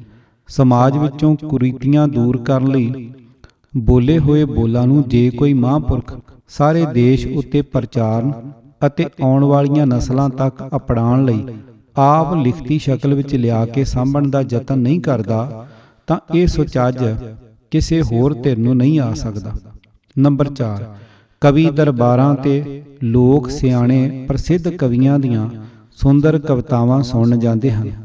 ਕਈ ਕਵਿਤਾ ਐਸੀਆਂ ਵੀ ਸੁਣਾਈਆਂ ਜਾਂਦੀਆਂ ਹਨ ਜਿਨ੍ਹਾਂ ਤੇ ਬੜੀਆਂ ਤਾਲੀਆਂ ਵੱਜਦੀਆਂ ਹਨ ਤੇ 2-2 3-3 ਵਾਰੀ ਸੁਣਾਏ ਜਾਣ ਦੀਆਂ ਸਿਫਾਰਸ਼ਾਂ ਹੁੰਦੀਆਂ, ਪਰ ਅਜਿਹੇ ਥਾਈਂ ਕਦੇ ਕੋਈ ਐਸੇ ਸਰੋਤੇ ਨਹੀਂ ਦੇਖੇ ਗਏ ਜੋ ਇਹਨਾਂ ਮਨੋਰੰਜਕ ਕਵਿਤਾਵਾਂ ਨੂੰ ਉਸੇ ਵੇਲੇ ਲਿਖ ਕੇ ਆਪਣੇ ਪਾਸ ਸੁਗਾਤ ਦੇ ਤੌਰ ਤੇ ਸੰਭਾਲ ਕੇ ਰੱਖਣ ਦਾ ਉਦਮ ਕਰਦੇ ਹੋਣ। ਗੁਰੂ ਨਾਨਕ ਪਾਤਸ਼ਾਹ ਦੇ ਵੇਲੇ ਉਹ ਕੋਈ ਅਨੋਖੇ ਹੀ ਬੰਦੇ ਹੋਣਗੇ ਜਿਨ੍ਹਾਂ ਨੂੰ ਕਿਸੇ ਮਹਾਂਪੁਰਖ ਦਾ ਕੋਈ ਵਾਕ ਕੋਈ ਸ਼ਬਦ ਲਿਖ ਰੱਖਣ ਦਾ ਸ਼ੌਂਕ ਹੁੰਦਾ ਹੋਵੇਗਾ। ਨੰਬਰ 5, ਦੀਵਾਲੀ ਦੇ ਮੌਕੇ ਹਰ ਸਾਲ ਅੰਮ੍ਰਿਤਸਰ ਸ਼ਹਿਰ ਬਾਹਰ ਰਾਮਬਾਗ ਵਾਲੇ ਪਾਸੇ ਸੈਂਕੜੇ ਸਾਧੂ ਆ ਇਕੱਠੇ ਹੁੰਦੇ ਹਨ। 5-7 ਦਿਨ ਚੰਗੀ ਰੌਣਕ ਰਹਿੰਦੀ ਹੈ। ਸ਼ਹਿਰ ਦੀਆਂ ਅਨੇਕਾਂ ਸ਼ਰਧਾਲੂ ਮਾਈਆਂ ਖੀਰ ਕੜਾਹ ਪੂਰੀਆਂ ਤੇ ਹੋਰ ਕਈ ਸਵਾਦਲੇ ਪਕਵਾਨ ਇਹਨਾਂ ਸੰਤਾਂ ਸਾਧੂਆਂ ਵਾਸਤੇ ਲਿਆਉਂਦੀਆਂ ਹਨ। ਬੜੇ ਚਾਅ ਨਾਲ ਸੇਵਾ ਕਰਦੀਆਂ ਹਨ ਤੇ ਮੂੰਹੋਂ ਧੰਨ ਸੰਤ ਜੀ ਧੰਨ ਸੰਤ ਜੀ ਆਖਦੀਆਂ ਰੱਜਦੀਆਂ ਨੇ।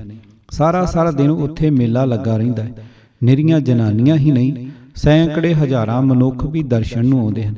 ਆਏ ਸਾਧੂਆਂ ਵਿੱਚ ਕਈ ਵਿਦਵਾਨ ਵੀ ਹੁੰਦੇ ਹਨ ਜੋ ਦਰਸ਼ਨ ਕਰਨ ਆਏ ਲੋਕਾਂ ਨੂੰ ਜੀਵਨ ਪੰਧ ਦੇ ਮਨੋਹਰ ਉਪਦੇਸ਼ ਵੀ ਕਰਦੇ ਹਨ।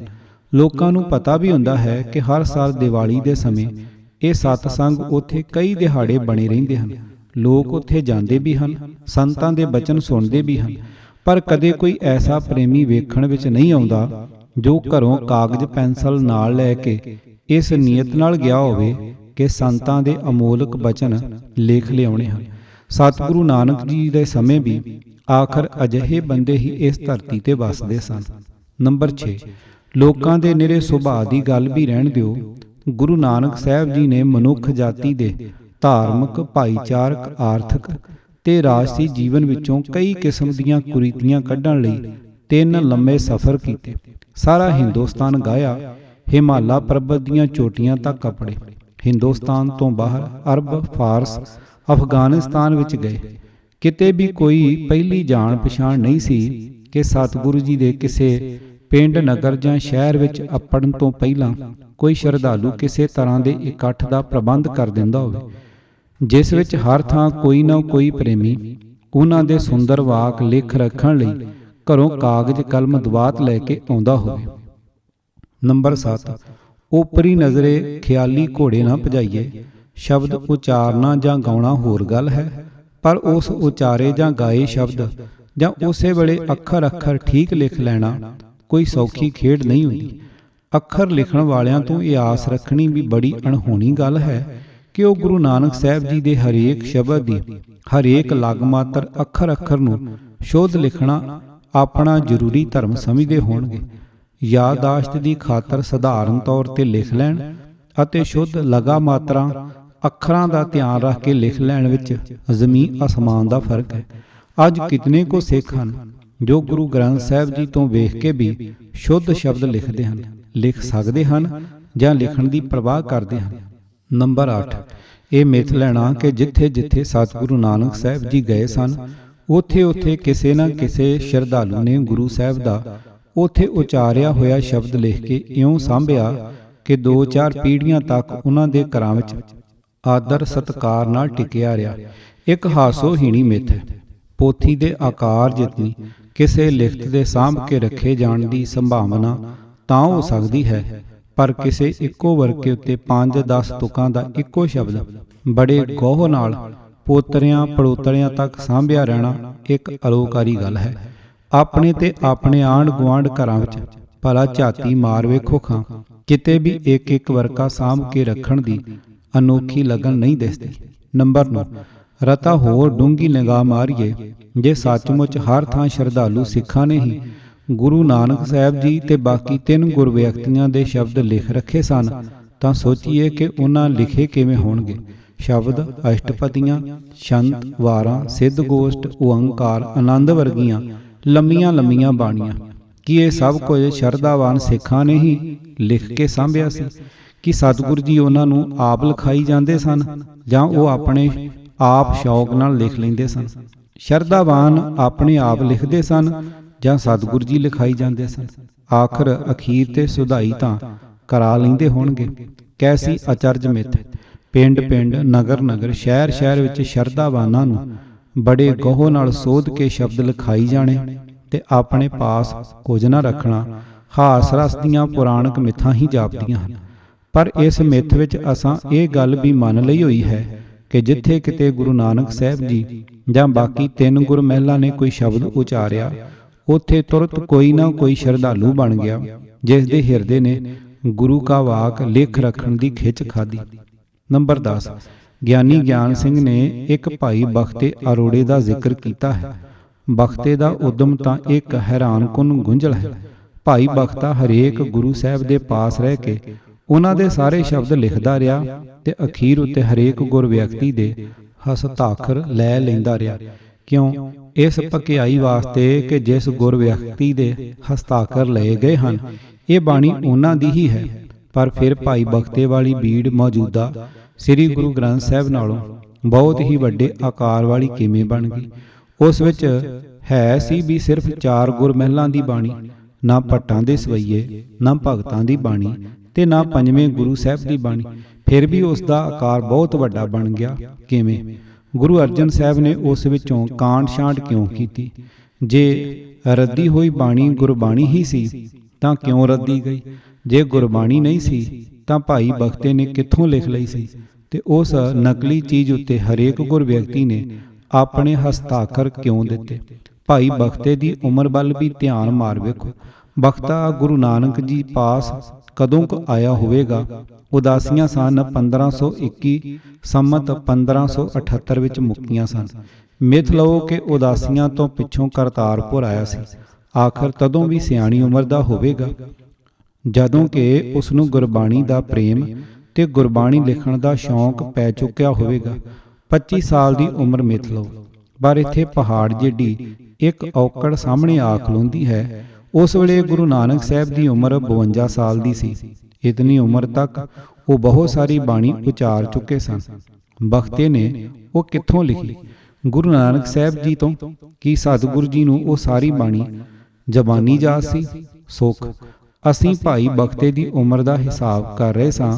ਗੁਰੂ ਅਰਜਨ ਸਾਹਿਬ ਨੇ ਗੁਰੂ ਗ੍ਰੰਥ ਸਾਹਿਬ ਜੀ ਦੀ ਬੀੜ 1604 ਸੰਮਤ 1661 ਵਿੱਚ ਤਿਆਰ ਕੀਤੀ ਸੀ, ਭਾਈ ਬਖਤਾ ਆਪਣੀ ਵਾਲੀ ਬੀੜ ਲੈ ਕੇ ਗੁਰੂ ਅਰਜਨ ਸਾਹਿਬ ਜੀ ਪਾਸ ਆਇਆ ਸੀ।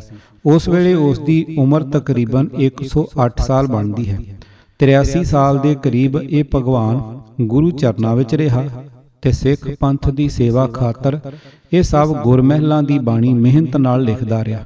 ਪਰ ਸਿੱਖ ਇਤਿਹਾਸਕਾਰਾਂ ਦੀ ਨਜ਼ਰੋਂ ਓਲੇ ਇਹ ਕਿਵੇਂ ਰਹਿ ਗਿਆ? ਭਾਈ ਗੁਰਦਾਸ ਜੀ ਨੇ ਵੀ ਗੁਰਸਿੱਖਾਂ ਦੀ ਗਿਣਤੀ ਵਿੱਚ ਇਸ ਨੂੰ ਕਿਤੇ ਨਹੀਂ ਲਿਆਂਦਾ। ਅਸਾਂ ਹੁਣ ਤੱਕ ਵੇਖ ਲਿਆ ਹੈ ਕਿ ਗੁਰੂ ਗ੍ਰੰਥ ਸਾਹਿਬ ਦੀ ਬਾਣੀ ਇਕੱਠੀ ਕਰਨ ਬਾਰੇ ਸਾਡੇ ਇਤਿਹਾਸਕਾਰਾਂ ਦੀ ਦਿੱਤੀ ਹੋਈ ਗਵਾਹੀ ਦਲੀਲ ਦੀ ਕਸਵੱਟੀ ਉੱਤੇ ਵਰਤਿਆਂ ਪਤਲੀ ਪੈਂਦੀ ਗਈ ਹੈ। ਇਸ ਦੀ ਅਭੁੱਲਤਾ ਕਾਫੀ ਡੋਲ ਗਈ ਹੈ। 4 ਗੁਰਮਹਿਲਾਂ ਦੀ ਬਾਣੀ ਇਕੱਠੀ ਕਰਨ ਦੇ ਜੋ ਉਦਮ ਇਹਨਾਂ ਨੇ ਦੱਸੇ ਹਨ ਉਹ ਬੜੇ ਕਮਜ਼ੋਰ ਜਾਪਣ ਲੱਗ ਪਏ ਹਨ। ਨੰਬਰ 3 ਜੀਵਨ ਸਾਖੀਆਂ। ਆਓ ਹੁਣ ਪਰਖ ਦੀ ਦੂਜੀ ਕਸਵੱਟੀ ਵਰਤੀਏ। ਇਹ ਹੈ ਸਤਿਗੁਰੂ ਨਾਨਕ ਸਾਹਿਬ ਜੀ ਦੇ ਜੀਵਨ ਵਿੱਚੋਂ ਸਾਖੀਆਂ। ਨੰਬਰ 1 ਕਿਰਤਕਾਰ ਤੋਂ ਉਪਰਾਮਤਾ। ਪੁਰਾਤਨ ਜਨਮ ਸਾਖੀ ਦੀ ਸਾਖੀ ਨੰਬਰ 6 ਵਿੱਚ ਲਿਖਿਆ ਹੈ, ਤਬ ਗੁਰੂ ਨਾਨਕ ਫਕੀਰਾਂ ਨਾਲ ਮਜਲਸ ਕਰੇ, ਹੋਰ ਕਿਸੇ ਨਾਲ ਗੱਲ ਕਰੇ ਨਹੀਂ। ਤਬ ਸਭ ਪਰਿਵਾਰ ਦੁਖਿਆ। ਤਬ ਕਾਲੂ ਨੂੰ ਖਬਰ ਹੋਈ ਤਾਂ ਕਾਲੂ ਆਇਆ, ਆਖਿਆ, ਬੱਚਾ ਅਸੀਂ ਤੈਨੂੰ ਕਿ ਆਖਦੇ ਹਾਂ, ਪਰ ਰੁਜ਼ਗਾਰ ਕੀਤਾ ਭਲਾ ਹੈ। ਜੇ ਖੱਤਰੀ ਦਿਆਂ ਪੁੱਤਰਾਂ ਪਾਸ ਪੰਜੀਹੇ ਹੁੰਦੇ ਹਨ ਤਾਂ ਰੁਜ਼ਗਾਰ ਕਰਦੇ ਹਨ। ਰੁਜ਼ਗਾਰ ਕੀਤਾ ਭਲਾ ਹੈ ਬੇਟਾ। ਸਾਡੀ ਖੇਤੀ ਬਾਹਰ ਪੱਕੀ ਖੜੀ ਹੈ, ਪਰ ਤੂੰ ਉਜਾੜ ਨਹੀਂ। ਕਿਉਂ ਜੇ ਵਿੱਚ ਖੜਾ ਹੋਵੇ ਤਾਂ ਆਖਣ ਜੋ ਕਾਲੂ ਦਾ ਪੁੱਤਰ ਭਲਾ ਹੋਇਆ ਹੈ। ਬੇਟਾ ਖੇਤੀ ਖਸਮਾਂ ਸੇਤੀ।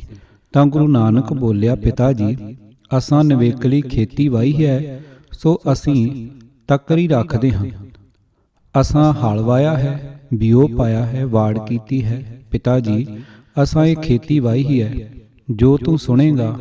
ਤਬ ਬਾਬੇ ਨਾਨਕ ਇੱਕ ਸ਼ਬਦ ਉਠਾਇਆ। ਰਾਗ ਸੋਠ ਮਹੱਲਾ ਪਹਿਲਾ ਘਰ ਪਹਿਲਾ।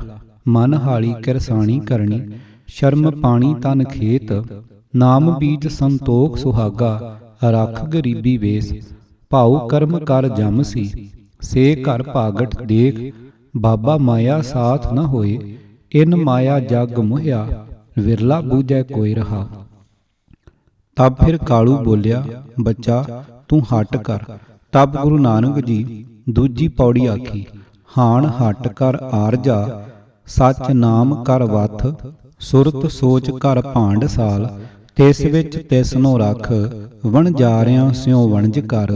ਲੈ ਲਾਹਾ ਮਨ ਹਸ। ਤਾਂ ਫਿਰ ਕਾਲੂ ਕਹਿਆ, ਬੱਚਾ ਜੇ ਤੂੰ ਹਟ ਨਹੀਂ ਬਹਿੰਦਾ ਤਾਂ ਘੋੜੇ ਲੈ ਕੇ ਕਰ ਸੌਦਾਗਰੀ ਕਰ। ਤਬ ਗੁਰੂ ਨਾਨਕ ਜੀ ਤੀਜੀ ਪੌੜੀ ਆਖੀ, ਸੁਣ ਸਾਸਤ ਸੌਦਾਗਰੀ। 7 ਘੋੜੇ ਲੈ ਚੱਲ, ਖਰਚ ਬੰਨ ਚੰਗਿਆਈਆਂ। ਮਤ ਮਨ ਜਾਣੇ ਕਲ, ਨਿਰੰਕਾਰ ਕੈ ਦੇ ਸਜਾਹੀ। ਤਾਂ ਸੁਖ ਲਹੇ ਮਹਾਲ। ਤਬ ਫਿਰ ਕਾਲੂ ਆਖਿਆ, ਨਾਨਕ ਤੂੰ ਅਸਾਥੋਂ ਗਿਆ ਹੈ, ਪਰ ਤੂੰ ਜਾਹੇ ਚਾਕਰੀ ਕਰ। ਅਸਾਂ ਤੇਰਾ ਖੱਟਣ ਛੱਡਿਆ ਹੈ ਬੇਟਾ। ਜੇਕਰ ਉਦਾਸ ਹੋਏ ਕਰ ਜਾਸੀ ਤਾਂ ਸਭ ਕੋਈ ਆਖਸੀ, ਜੋ ਕਾਲੂ ਦਾ ਪੁੱਤਰ ਫਕੀਰ ਹੋਏ ਗਿਆ, ਲੋਕ ਮਹਿਣੇ ਦੇਸਨ। ਤਬ ਗੁਰੂ ਨਾਨਕ ਦੀ ਪੌੜੀ ਚੌਥੀ ਆਖੀ, ਲਾਏ ਚਿੱਤ ਕਰ ਚਾਕਰੀ। ਮਨ ਨਾਮ ਕਰ ਕੰਮ, ਬਨ ਬਦੀਆਂ ਕਰ ਧਾਵਣੀ। ਤਾ ਕੋ ਆਖੈ ਧਨ, ਨਾਨਕ ਵੇਖੈ ਨਦਰ ਕਰ। ਚੜੇ ਚਵਗਣ ਵਨ। ਸੋਠ ਮਹੱਲਾ ਪਹਿਲਾ। ਇਸ ਸਾਰੀ ਸਾਖੀ ਦੇ ਅਖੀਰ ਤੇ ਸਾਖੀਕਾਰ ਲਿਖਦਾ ਹੈ, ਤਬ ਫਿਰ ਕਾਲੂ ਕਹਿਆ, ਇਹ ਗੱਲਾਂ ਛੱਡ, ਲੋਕਾਂ ਦਾ ਮਾਰਗ ਪਕੜ। ਕਿਰਤ ਬਿਨਾ ਜੀਵਨ ਥੋੜਾ ਹੈ। ਤਬ ਫਿਰ ਬਾਬਾ ਨਾਨਕ ਚੁੱਪ ਕਰ ਰਿਹਾ। ਕਾਲੂ ਉੱਠ ਗਿਆ, ਜਾਏ ਕਿਰਤ ਲੱਗਾ। ਆਖਿਓਸ ਇਹ ਸਾਡੇ ਕੰਮੋਂ ਕਾਜੋਂ ਗਿਆ, ਪਰ ਬਾਹਰੋਂ ਖੇਤੀ ਉਜੜੇ ਨਹੀਂ। ਅਸਾਂ ਇਸ ਸਾਖੀ ਵਿੱਚ ਵੇਖ ਲਿਆ ਹੈ ਕਿ ਗੁਰੂ ਨਾਨਕ ਸਾਹਿਬ ਜੀ ਦੇ ਰਵੱਈਏ ਅਤੇ ਉੱਤਰ ਨਾਲ ਉਹਨਾਂ ਦੇ ਪਿਤਾ ਬਾਬਾ ਕਾਲੂ ਜੀ ਦੀ ਤਸੱਲੀ ਨਹੀਂ ਸੀ ਹੋਈ ਤੇ ਉਹ ਬੜੇ ਹੀ ਨਿਰਾਸ਼ ਹੋ ਕੇ ਉਹਨਾਂ ਪਾਸੋਂ ਚਲੇ ਗਏ ਸਨ। ਪਿਤਾ ਪੁੱਤਰ ਦੋਵੇਂ ਹੀ ਇਹ ਗੱਲਬਾਤ ਕਰ ਰਹੇ ਸਨ। ਉੱਥੇ ਤੀਜੀ ਹੋਰ ਕੋਈ ਧਿਰ ਨਹੀਂ ਸੀ। ਦੱਸੋ ਉਸ ਮੌਕੇ ਤੇ ਸਤਿਗੁਰੂ ਜੀ ਦਾ ਉਚਾਰਿਆ ਹੋਇਆ ਇਹ ਸ਼ਬਦ ਦੋਹਾਂ ਵਿੱਚੋਂ ਕਿਸ ਨੇ ਲਿਖ ਕੇ ਸਾਂਭਿਆ ਤੇ ਬਾਣੀ ਇਕੱਠੀ ਕਰਨ ਵੇਲੇ ਗੁਰੂ ਅਰਜਨ ਸਾਹਿਬ ਨੇ ਇਹ ਸ਼ਬਦ ਕਿਸ ਪਾਸੋਂ ਮੰਗਵਾਇਆ? ਸਾਖੀ ਸਾਫ਼ ਦੱਸਦੀ ਹੈ ਕਿ ਸਤਿਗੁਰੂ ਜੀ ਪਿਤਾ ਬਾਬਾ ਕਾਲੂ ਜੀ ਬਹੁਤ ਨਿਰਾਸ਼ ਤੇ ਨਾਰਾਜ਼ ਹੋ ਕੇ ਗਏ। ਭਲਾ ਅਜਿਹੀ ਮਾਨਸਿਕ ਹਾਲਤ ਵਿੱਚ ਉਹਨਾਂ ਨੂੰ ਕੀ ਲੋੜ ਪੈਣੀ ਸੀ ਕਿ ਉਹ ਗੁਰੂ ਨਾਨਕ ਸਾਹਿਬ ਜੀ ਦਾ ਇਹ ਸ਼ਬਦ ਸਾਂਭ ਰੱਖਣ ਲਈ ਲਿਖਦੇ।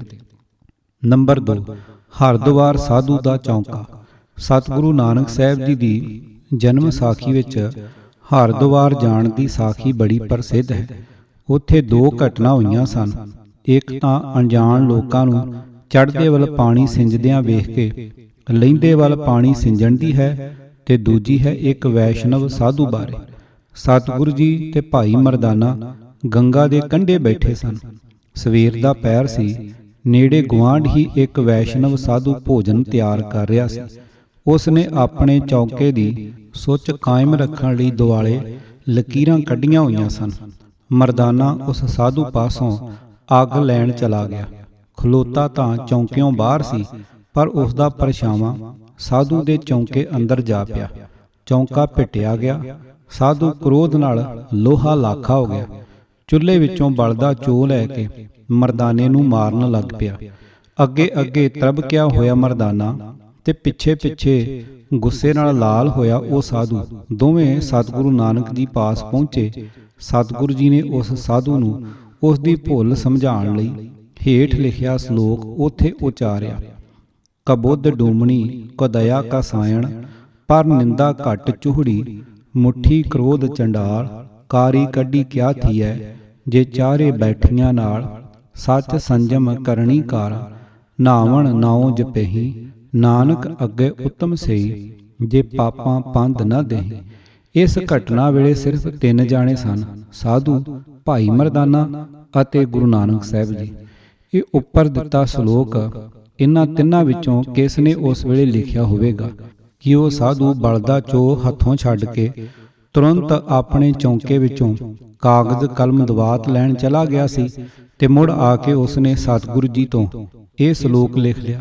ਕਿ ਉਸ ਸਾਧੂ ਨੇ ਆਪਣੇ ਕੋਲ ਕਾਗਜ਼ ਕਲਮ ਦਵਾਤ ਰੱਖੇ ਹੋਏ ਸਨ ਕਾਹਦੇ ਲਈ?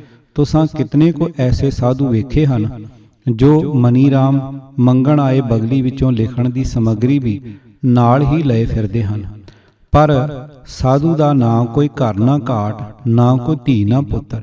ਜੇ ਉਸਨੇ ਭਲਾ ਇਹ ਸ਼ਲੋਕ ਲਿਖ ਵੀ ਲਿਆ ਹੋਵੇ ਤਾਂ ਗੁਰੂ ਅਰਜਨ ਸਾਹਿਬ ਜੀ ਨੇ ਉਸ ਦੇ ਕਿਹੜੇ ਪੁੱਤਰ ਪੋਤਰੇ ਤੋਂ ਮੰਗਵਾਇਆ ਹੋਵੇਗਾ? ਨੰਬਰ 3, ਸੈਦਪੁਰ ਦੀ ਕਤਲਾਮ। ਪੁਰਾਤਨ ਜਨਮ ਸਾਖੀ ਦੀ ਸਾਖੀ ਨੰਬਰ 35 ਸੈਦਪੁਰ ਦੀ ਬੰਦ ਦੀ ਸਾਖੀ ਹੈ।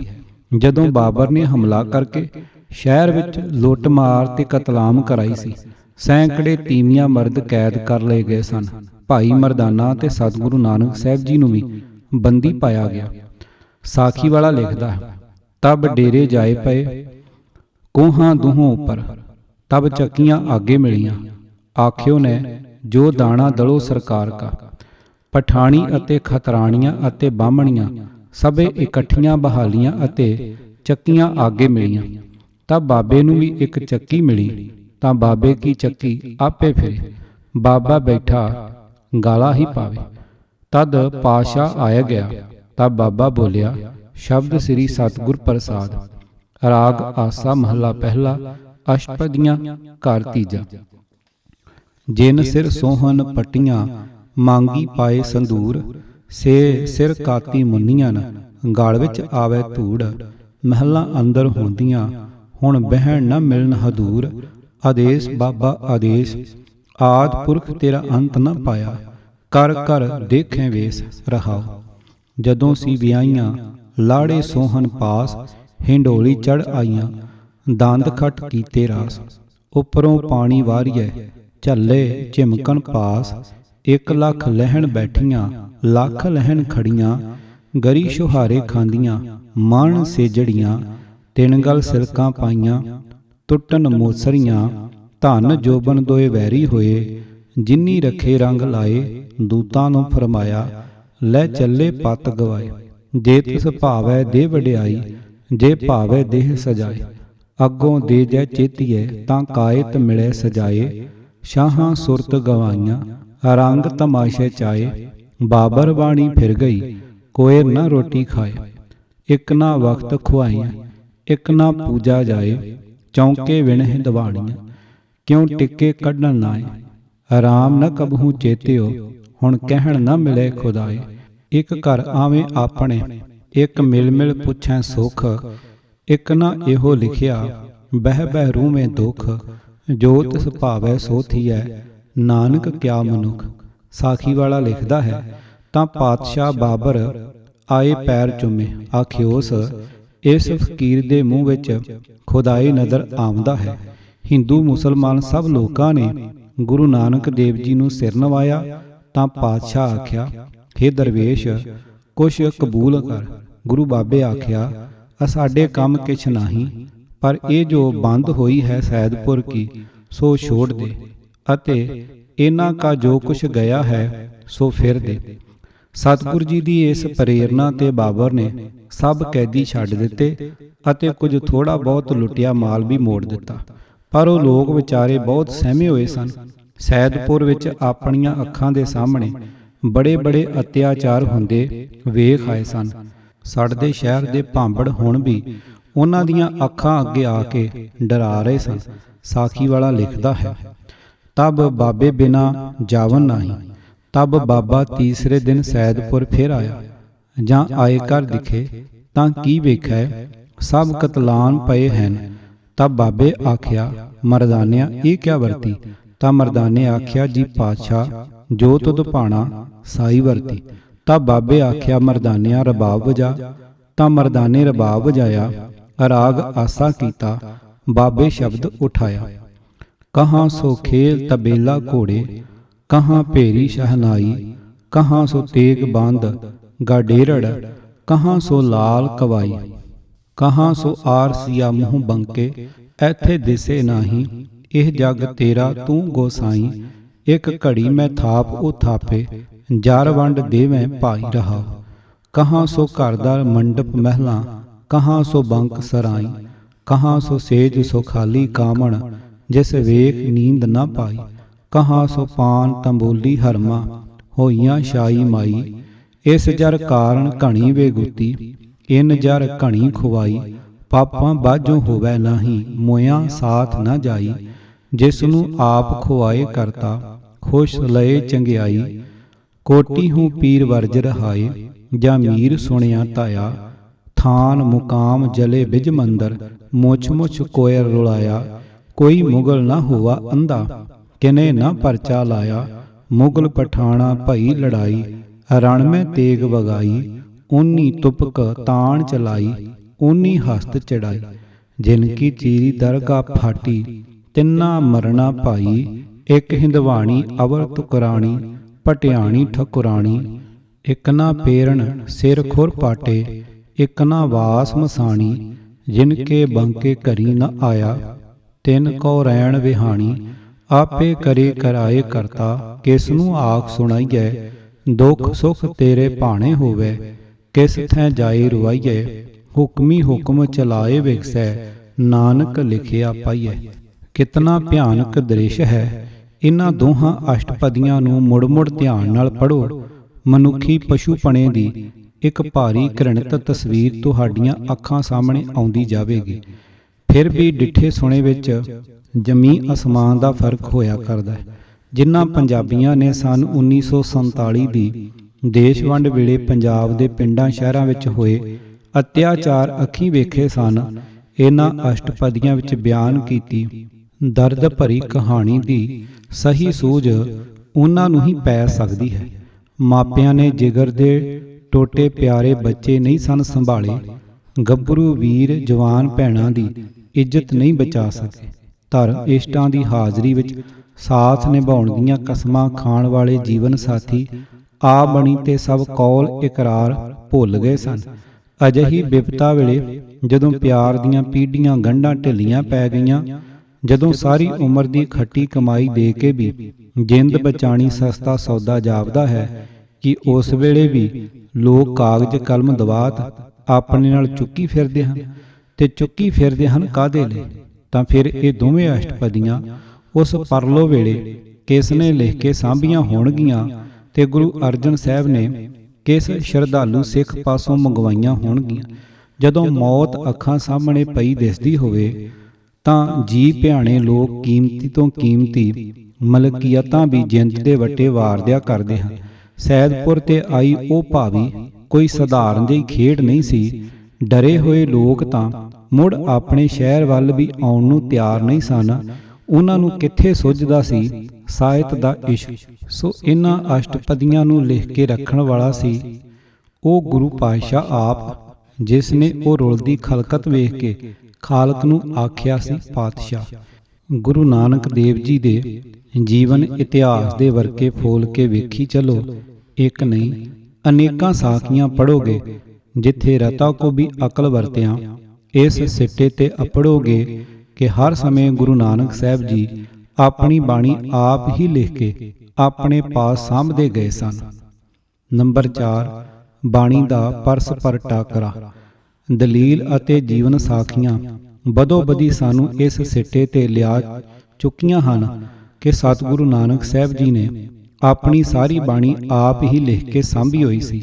ਪਰ ਇੱਥੇ ਮਨ ਇਹ ਪੁੱਛਦਾ ਹੈ ਕਿ ਉਹ ਸਾਰਾ ਸੰਗ੍ਰਹਿ ਗਿਆ ਕਿੱਥੇ?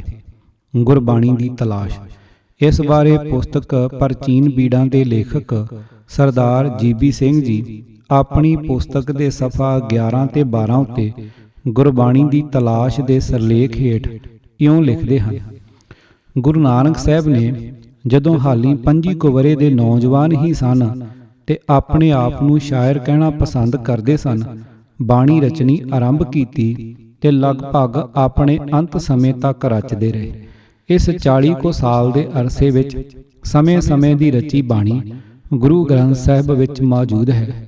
ਇਹ ਹੋ ਨਹੀਂ ਸਕਦਾ ਕਿ ਇਸ ਤਰ੍ਹਾਂ ਰਚੀ ਬਾਣੀ ਕਿਤੇ ਲਿਖੀ ਨਾ ਗਈ ਹੋਵੇ ਅਤੇ ਖੁਦ ਗੁਰੂ ਨਾਨਕ ਸਾਹਿਬ ਨੇ ਇਸ ਨੂੰ ਪਹਿਲੇ ਅੱਡ-ਅੱਡ ਪੱਤਰਿਆਂਪੁਰ ਤੇ ਪਿੱਛੋਂ ਸੋਧ ਕੇ ਕਿਸੇ ਕੋਰੀ ਪੋਥੀ ਦਾ ਜਾਂ ਬਿਆਜ਼ ਵਿੱਚ ਇੱਕ ਥਾਂ ਲਿਖਿਆ ਨਾ ਹੋਵੇ।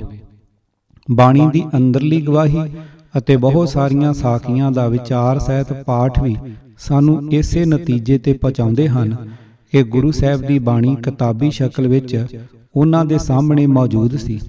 ਬੋਲੀ ਵੱਲੋਂ ਬਾਣੀ ਡਾਢੀ ਮੰਜੀ ਹੋਈ ਕਵਿਤਾ ਵਜੋਂ ਸ਼ੁੱਧ ਅਤੇ ਖਿਆਲਾਤ ਕਰਕੇ ਬੱਝਵੀਂ ਹੈ। ਮਿਹਨਤ ਕੀਤੀ ਸੰਸ਼ੁੱਧੀ ਦੇ ਸਾਰੇ ਚਿੰਨ੍ਹ ਉਸ ਵਿੱਚ ਮੌਜੂਦ ਹਨ। ਗੁਰੂ ਸਾਹਿਬ ਇਕੱਲੇ ਬੈਠੇ ਵੀ ਆਪਣੀ ਰਚੀ ਬਾਣੀ ਪੜ੍ਹਦੇ ਤੇ ਗਾਉਂਦੇ ਰਹਿੰਦੇ ਸੀ। ਸਵਾਲ ਉੱਠਦਾ ਹੈ ਕਿ ਗੁਰੂ ਨਾਨਕ ਦੀ ਆਪਣੀ ਲਿਖੀ ਕਿਤਾਬ ਜਾਂ ਸੈਂਚੀਆਂ ਕਿੱਥੇ ਗਈਆਂ? ਉਹਨਾਂ ਦੇ ਜੋੜੇ ਅਤੇ ਦਸਤਾਰੇ ਤਾਂ ਮੌਜੂਦ ਹੋਣ, ਪਰ ਇਹਨਾਂ ਤੋਂ ਕਿਤੇ ਵਧੇਕ ਮਹੱਤਵ ਦੀ ਚੀਜ਼ ਆਪ ਦੀ ਅਸਲੀ ਯਾਦਗਾਰ ਮੌਜੂਦ ਹੀ ਨਾ ਹੋਵੇ। ਇਹ ਬੜੇ ਤਜਬ ਦੀ ਗੱਲ ਹੈ ਕਿ ਉਸ ਪੋਥੀ ਦੀ ਨਕਲ ਵੀ ਕਿਤੇ ਨਹੀਂ ਸੁਣੀ ਜਾਂਦੀ। ਆਪਦੇ ਪਿਛਲਿਆਂ ਨੇ ਉਹਨਾਂ ਦੀ ਹਰ ਸ਼ੈ ਨੂੰ ਟੁੱਕੜ ਗਦਾਈ ਦਾ ਜ਼ਰੀਆ ਬਣਾਇਆ ਸੀ। ਇਸ ਕਿਤਾਬ ਤੋਂ ਵੱਧ ਕੇ ਚੰਗਾ ਹੋਰ ਕਿਹੜਾ ਜ਼ਰੀਆ ਹੋ ਸਕਦਾ ਸੀ ਕਿ ਅਸੀਂ ਸਮਝੀਏ ਕਿ ਆਪਦੇ ਜੋਤੀ ਜੋਤ ਸਮਾਉਣ ਪਿੱਛੋਂ ਇਹ ਕਿਤਾਬ ਜਾਂ ਕਿਤਾਬਾਂ ਬਾਬਾ ਸ੍ਰੀ ਚੰਦ ਦੇ ਹੱਥ ਆਈਆਂ ਅਤੇ ਕੋਈ 85 ਵਰ੍ਹੇ ਪਿੱਛੋਂ ਬਾਬਾ ਜੀ ਦੇ ਨਾਲ ਦਰਿਆ ਰਾਵੀ ਵਿੱਚ ਰੁੜ ਗਈਆਂ। ਗੁਰੂ ਸਾਹਿਬ ਨੇ ਆਪਣੇ ਚਲਾਣੇ ਤੋਂ ਕਈ ਮਹੀਨੇ ਪਹਿਲਾਂ ਹੀ ਲਹਿਣਾ ਜੀ ਨੂੰ ਆਪਣੇ ਥਾਂ ਗੁਰੂ ਥਾਪ ਕੇ ਕਲੇ ਤੋਂ ਬਚਾਉਣ ਲਈ ਆਪਣੇ ਪਿੰਡ ਖਡੂਰ ਭੇਜ ਦਿੱਤਾ ਸੀ ਅਤੇ ਇਹ ਕਿਤਾਬ ਜਾਂ ਸੈਂਚੀਆਂ ਉਹਨਾਂ ਨੂੰ ਨਹੀਂ ਮਿਲੀਆਂ। ਜੇ ਮਿਲੀਆਂ ਹੁੰਦੀਆਂ ਤਾਂ ਸਿਲਸਿਲੇਵਾਰ ਉਹਨਾਂ ਤੋਂ ਗੁਰੂ ਅਰਜਨ ਸਾਹਿਬ ਨੂੰ ਮਿਲ ਜਾਂਦੀਆਂ, ਪਰ ਇਉਂ ਨਹੀਂ ਹੋਇਆ। ਸਰਦਾਰ ਗੁਰਬਖਸ਼ ਸਿੰਘ ਜੀ ਗੁਰਬਾਣੀ ਦੀ ਤਲਾਸ਼ ਵਿੱਚ ਤੁਰੇ ਤਾਂ ਠੀਕ ਰਸਤੇ ਸਨ, ਪਰ ਛੇਤੀ ਹੀ ਰਾਹ ਭੁੱਲ ਗਏ ਤੇ ਕੁਰਾਹੇ ਜਾ ਫਸੇ। ਜੀ.ਬੀ. ਸਿੰਘ ਜੀ ਲਿਖਦੇ ਹਨ, ਨੰਬਰ 1 ਕਲੇ ਤੋਂ ਬਚਣ ਲਈ ਗੁਰੂ ਨਾਨਕ ਦੇਵ ਜੀ ਨੇ ਬਾਬਾ ਲਹਿਣਾ ਜੀ ਨੂੰ ਕਰਤਾਰਪੁਰੋਂ ਖਡੂਰ ਭੇਜ ਦਿੱਤਾ। ਨੰਬਰ 2 ਗੁਰੂ ਨਾਨਕ ਸਾਹਿਬ ਜੀ ਵਾਲੀਆਂ ਸੈਂਚੀਆਂ ਬਾਬਾ ਲਹਿਣਾ ਜੀ ਦੇ ਹੱਥ ਨਹੀਂ ਆਈਆਂ। ਜੇ ਆਉਂਦੀਆਂ ਤਾਂ ਗੁਰੂ ਅਰਜਨ ਸਾਹਿਬ ਤੱਕ ਅਪੜਦੀਆਂ, ਪਰ ਇਉਂ ਨਹੀਂ ਹੋਇਆ। ਨੰਬਰ 3 ਉਹ ਸੈਂਚੀਆਂ ਬਾਬਾ ਸ੍ਰੀ ਚੰਦ ਜੀ ਨੂੰ ਮਿਲੀਆਂ ਤੇ ਜਦੋਂ ਉਹ ਚੜ੍ਹਾਈ ਕਰ ਗਏ ਤਾਂ ਉਹਨਾਂ ਦੇ ਸਰੀਰ ਨਾਲ ਹੀ ਸੈਂਚੀਆਂ ਵੀ ਰਾਵੀ ਵਿੱਚ ਰੋੜ ਦਿੱਤੀਆਂ ਗਈਆਂ। ਜੀ.ਬੀ. ਸਿੰਘ ਜੀ ਨੇ ਹਰ ਥਾਂ ਉਕਾਈ ਖਾਧੀ। ਕਲਾ ਤੋਂ ਬਚਣ ਵਾਲੀ ਗੱਲ ਬਹੁਤ ਹੀ ਹਾਸੋਹੀਣੀ ਹੈ। ਸਤਿਗੁਰ ਜੀ ਨੇ ਤੁਰਕ ਹਾਕਮਾਂ, ਖੱਤਰੀਆਂ, ਕਰਮਚਾਰੀਆਂ ਤੇ ਉਹਨਾਂ ਦੇ ਹਮੈਤੀ ਬ੍ਰਾਹਮਣਾਂ ਨੂੰ ਗਰੀਬਾਂ ਉੱਤੇ ਜ਼ੁਲਮ ਕਰਨ ਤੋਂ ਇੱਕ ਵਾਰੀ ਨਹੀਂ ਅਨੇਕਾਂ ਵਾਰੀ ਰੋਕਿਆ ਤੇ ਵੰਗਾਰ ਕੇ ਉਹਨਾਂ ਨੂੰ ਇਉਂ ਆਖਿਆ, ਮਾਨਸ ਖਾਣੇ ਕਰੇ ਨਿਵਾਜ਼, ਛੁਰੀ ਵਗਾਇਨ ਤਿੰਨ ਗਲ ਤਾਗ, ਤਿੰਨ ਘਰ ਬ੍ਰਾਹਮਣ ਪੂਰੇ ਨਾਦ, ਉਹਨਾਂ ਵੀ ਆਵੇਂ ਉਹੀ ਸਾਧ। ਸ਼ਰਮ ਧਰਮ ਕਾ ਡੇਰਾ ਦੂਰ, ਨਾਨਕ ਕੂੜ ਰਹਿਆ ਭਰਪੂਰ।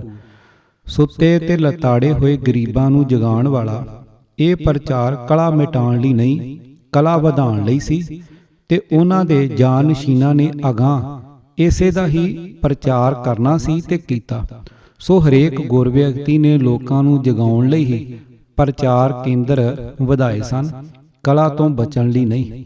ਪਰ ਬਾਬਾ ਲਹਿਣਾ ਜੀ ਨੂੰ ਸੈਂਚੀਆਂ ਦਿੱਤੇ ਜਾਣ ਦੇ ਰਾਹ ਵਿੱਚ ਕਿਹੜੀ ਰੁਕਾਵਟ ਸੀ?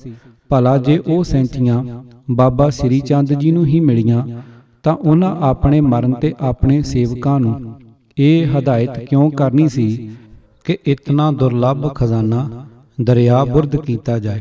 ਬਾਬਾ ਸ੍ਰੀ ਚੰਦ ਜੀ ਆਪ ਤਾਂ ਬਿਰਧ ਉਮਰੇ ਔਖੇ ਹੋ ਕੇ 62 ਜ਼ਿਲ੍ਹਾ ਗੁਰਦਾਸਪੁਰ ਤੋਂ ਤੁਰ ਕੇ ਗੁਰੂ ਰਾਮਦਾਸ ਜੀ ਦਾ ਦਰਸ਼ਨ ਕਰਨ ਲਈ ਅੰਮ੍ਰਿਤਸਰ ਆਉਣ। ਫਿਰ ਗੁਰੂ ਅਰਜਨ ਸਾਹਿਬ ਤੇ ਗੁਰੂ ਹਰਗੋਬਿੰਦ ਸਾਹਿਬ ਬਾਬਾ ਜੀ ਦੇ ਦਰਸ਼ਨ ਨੂੰ 62 ਉਚੇਚੇ ਜਾਣ। ਪਰ ਬਾਬਾ ਜੀ ਗੁਰੂ ਨਾਨਕ ਸਾਹਿਬ ਦੀ ਉਸ ਕੀਮਤੀ ਜਾਇਦਾਦ ਨੂੰ ਰਾਵੀ ਵਿੱਚ ਰੋੜਨ ਦੀ ਹਦਾਇਤ ਕਰਨ। ਇਹ ਗੱਲ ਮੰਨੀ ਨਹੀਂ ਜਾ ਸਕਦੀ। ਸਿੱਖ ਇਤਿਹਾਸਕਾਰਾਂ ਅਨੁਸਾਰ ਬੀੜ ਤਿਆਰ ਕਰਨ ਵੇਲੇ ਗੁਰੂ ਅਰਜਨ ਸਾਹਿਬ ਨੇ ਸਾਰੀ ਬਾਣੀ ਇਕੱਠੀ ਕਰਨ ਲਈ ਅਨੇਕਾਂ ਹੁਕਮਨਾਮੇ ਭੇਜੇ। ਬਾਬਾ ਮੋਹਨ ਜੀ ਦੇ ਦਰ ਤੇ ਆਪ ਚੱਲ ਕੇ ਗਏ। ਜੇ ਗੁਰੂ ਨਾਨਕ ਸਾਹਿਬ ਜੀ ਦੇ ਆਪਣੇ ਹੱਥਾਂ ਦੀਆਂ ਲਿਖੀਆਂ ਸੈਂਚੀਆਂ ਬਾਬਾ ਸ੍ਰੀ ਚੰਦ ਜੀ ਪਾਸ ਹੁੰਦੀਆਂ ਤਾਂ ਇਹ ਗੱਲ ਗੁਰੂ ਅਰਜਨ ਸਾਹਿਬ ਤੋਂ ਕਿਵੇਂ ਲੁਕੀ ਰਹਿ ਸਕਦੀ ਸੀ? ਸੋ ਨਾ ਉਹ ਸੈਂਚੀਆਂ ਬਾਬਾ ਸ੍ਰੀ ਚੰਦ ਜੀ ਦੇ ਪਾਸ ਸਨ ਤੇ ਨਾ ਹੀ ਉਹਨਾਂ ਦੇ ਚਲਾਣੇ ਸਮੇਂ ਉਹਨਾਂ ਦੇ ਸਰੀਰ ਨਾਲ ਦਰਿਆ ਬੁਰਦ ਹੋਈਆਂ। ਸਾਰੀ ਬਾਣੀ ਗੁਰੂ ਅੰਗਦ ਸਾਹਿਬ ਜੀ ਨੂੰ ਸਤਿਗੁਰੂ ਨਾਨਕ ਸਾਹਿਬ ਜੀ ਦਾ ਜੀਵਨ ਇਤਿਹਾਸ ਦੇਣ ਵਾਲੀ ਸਭ ਤੋਂ ਵੱਡੀ ਪੁਰਾਣੀ ਪੁਸਤਕ ਪੁਰਾਤਨ ਜਨਮ ਸਾਖੀ ਹੈ।